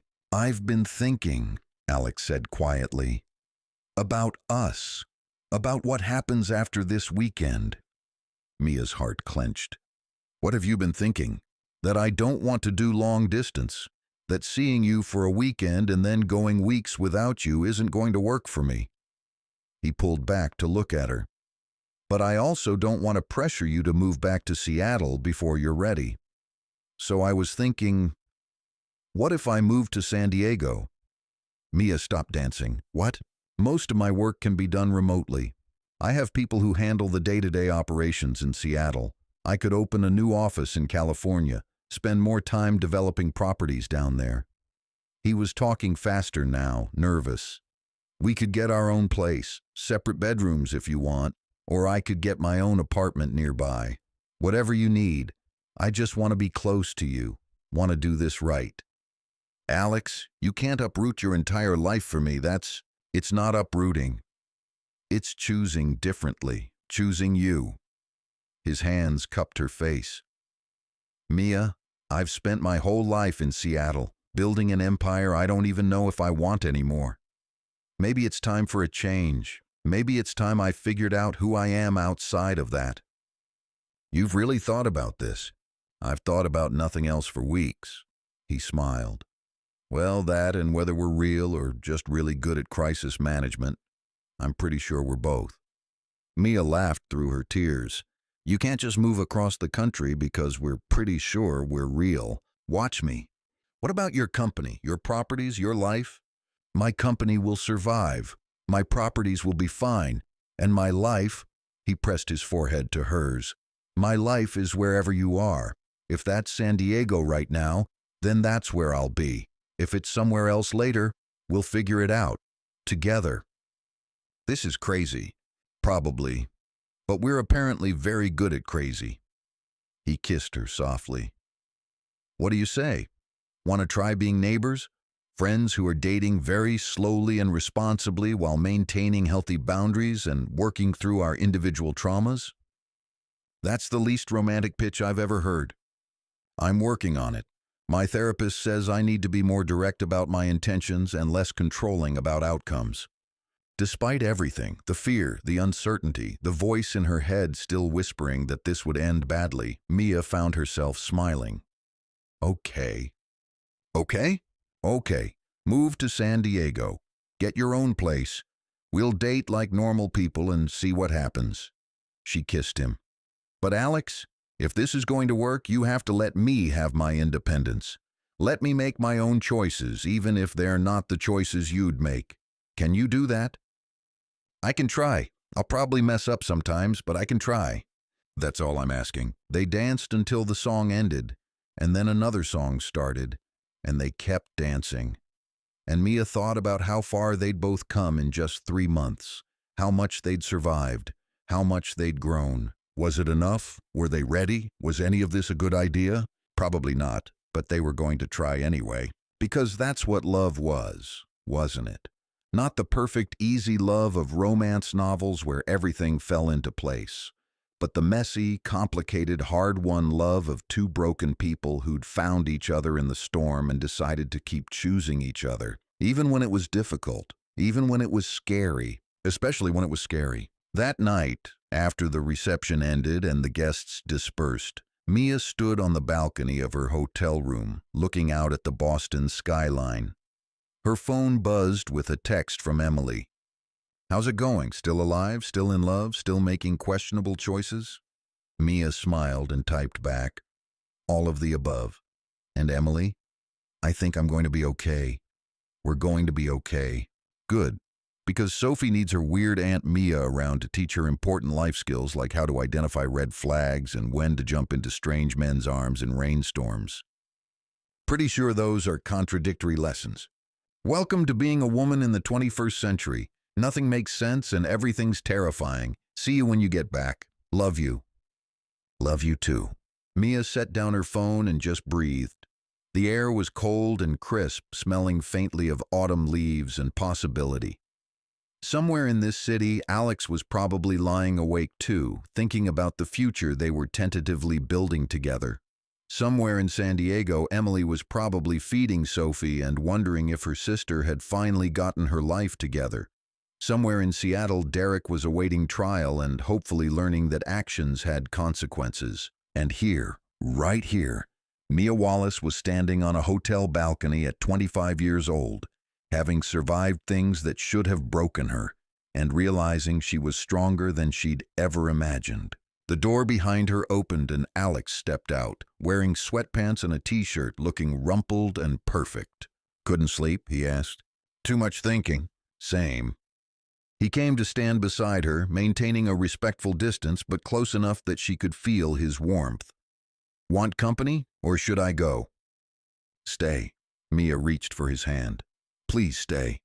He laced his fingers through hers, and they stood there in comfortable silence, watching the city lights flicker like earthbound stars. "Thank you," Mia said after a while. "For what?" "For being patient, for giving me space when I needed it, for not trying to fix me or save me or make me into something I'm not." She turned to look at him. "For just loving me. Messy, broken, work in progress me." "You're not broken." Alex's voice was fierce. "You're healing. There's a difference. And Mia, thank you too, for seeing past the money and the control issues and the trauma I haven't dealt with, for giving me a chance to be better, to do better. We're both works in progress, huh? Perpetually, but we're progressing together. That has to count for something." It counted for everything. They went back inside eventually, and Alex made them tea in the hotel room's tiny kitchenette. They talked until 3 a.m. about California and logistics and what their new normal might look like. And when Mia finally fell asleep on the couch mid-conversation, Alex covered her with a blanket and settled into the chair across from her, content to just watch her sleep. When she woke a few hours later, he was still there, dozing in the chair with a crick in his neck that would probably bother him all day. "Alex," she whispered, "come here." He opened his eyes, disoriented, and she patted the couch beside her. He hesitated for just a moment, still cautious, still respecting boundaries, then came to lie beside her. They fit together perfectly, her back to his chest, his arm around her waist. "This okay?" he murmured. "Perfect." They fell back asleep like that, and when they woke again to sunlight streaming through the windows, neither of them moved, just stayed there, wrapped around each other, breathing together. It wasn't a fairy tale ending. There would still be hard days ahead. Days when Mia's trust issues flared up. Days when Alex struggled with his need for control. Days when they'd have to actively work at being healthy partners instead of falling into old patterns. But they'd face those days together, as equals, as two people who'd been through hell and somehow found each other on the other side. 3 weeks later, Alex signed a lease on a 2-bedroom apartment in San Diego, 15 minutes from Emily's house and 10 minutes from where Mia was staying. He flew back and forth to Seattle for work, but spent most of his time in California, slowly building a life that included more than just his company. They dated. Really dated like normal people. Dinner and movies and walks on the beach. They had their first real fight about 3 weeks in, something stupid about Alex trying to pay off Mia's student loans without asking, and worked through it like adults. They went to therapy, both individually and eventually together, learning how to communicate and set boundaries and love each other without drowning. It wasn't perfect, but it was real. And 6 months later, when Alex woke up in his apartment to find Mia asleep beside him, she'd gotten her own key and had started staying over more often, he realized something profound. He was happy. Not because he'd saved someone or fixed something or maintained control over his environment. Just happy. Because he'd found someone who saw him, really saw him, past the money and the polish and the carefully maintained control, and loved him anyway. Someone who'd literally jumped into his arms in a rainstorm and changed his life forever. "What are you thinking about?" Mia mumbled, still half asleep. "That I love you, that I'm glad you jumped." She smiled, eyes still closed. "Me too. Best terrible decision I ever made." "Same." They lay there in comfortable silence as sunlight painted patterns on the ceiling, and Alex thought about that night in the rain. About how one moment of desperation, one split-second decision to help a stranger, had led to all of this. To therapy and growth and difficult conversations and the kind of love that was hard-won and complicated and absolutely worth every struggle. "Alex?" Mia's voice was soft. "Yeah? I'm thinking about moving back to Seattle with you, if the offer's still open." His heart stopped. "What? Really? Emily's good. Sophie's getting big. And I miss Seattle, miss the rain and the coffee and—" She turned to face him. "And I think I'm ready to go home, to build a life there, with you, if you want that." "If I want that?" Alex laughed, pulling her close. "Mia, I've wanted that since the first night you stayed in my penthouse, but I wanted you to be ready, to choose it, to choose me." "I'm choosing you. We'll get our own place, 50-50 on everything. Equal partners." "Equal partners," he agreed. "And Mia, thank you for choosing me, for taking a chance on this, on us. Thank you for catching me, that night in the rain, and every day since." They kissed, and it tasted like promise, like future, like two broken people who'd somehow managed to help each other heal. It wasn't the ending. There would be more challenges ahead, more growth needed, more work to be done. But it was a beginning, a real one this time, built on honesty and therapy and mutual respect instead of crisis and adrenaline. And sometimes that's all you need. A beginning, a chance, someone willing to catch you when you jump. Mia Wallace had jumped into a stranger's arms in a rainstorm, not knowing he was a millionaire who would fall in love with her. And Alexander Rothschild had caught her, not knowing she would save him right back. They'd both been running from their pasts, both broken in ways that seemed irreparable, both convinced they were too damaged for the kind of love other people got to have. They'd been wrong, because love didn't require perfection. It required courage, honesty, the willingness to do the hard work of becoming whole, not for someone else, but for yourself. And then, when you were ready, the willingness to be vulnerable with someone who was doing the same work, to stand beside them, neither ahead nor behind, and build something real. That's what they had, what they were building. One difficult conversation, one boundary set, one moment of trust at a time. It was enough. More than enough. It was everything. Sometimes the best love stories aren't about finding someone who completes you. They're about finding someone who inspires you to complete yourself. And then, when you're both whole, choosing to stand together anyway. For everyone who's ever had to run, for everyone who's ever had the courage to jump, for everyone who's doing the hard work of healing, you're stronger than you know. You're worth more than you've been told. And your story isn't over yet.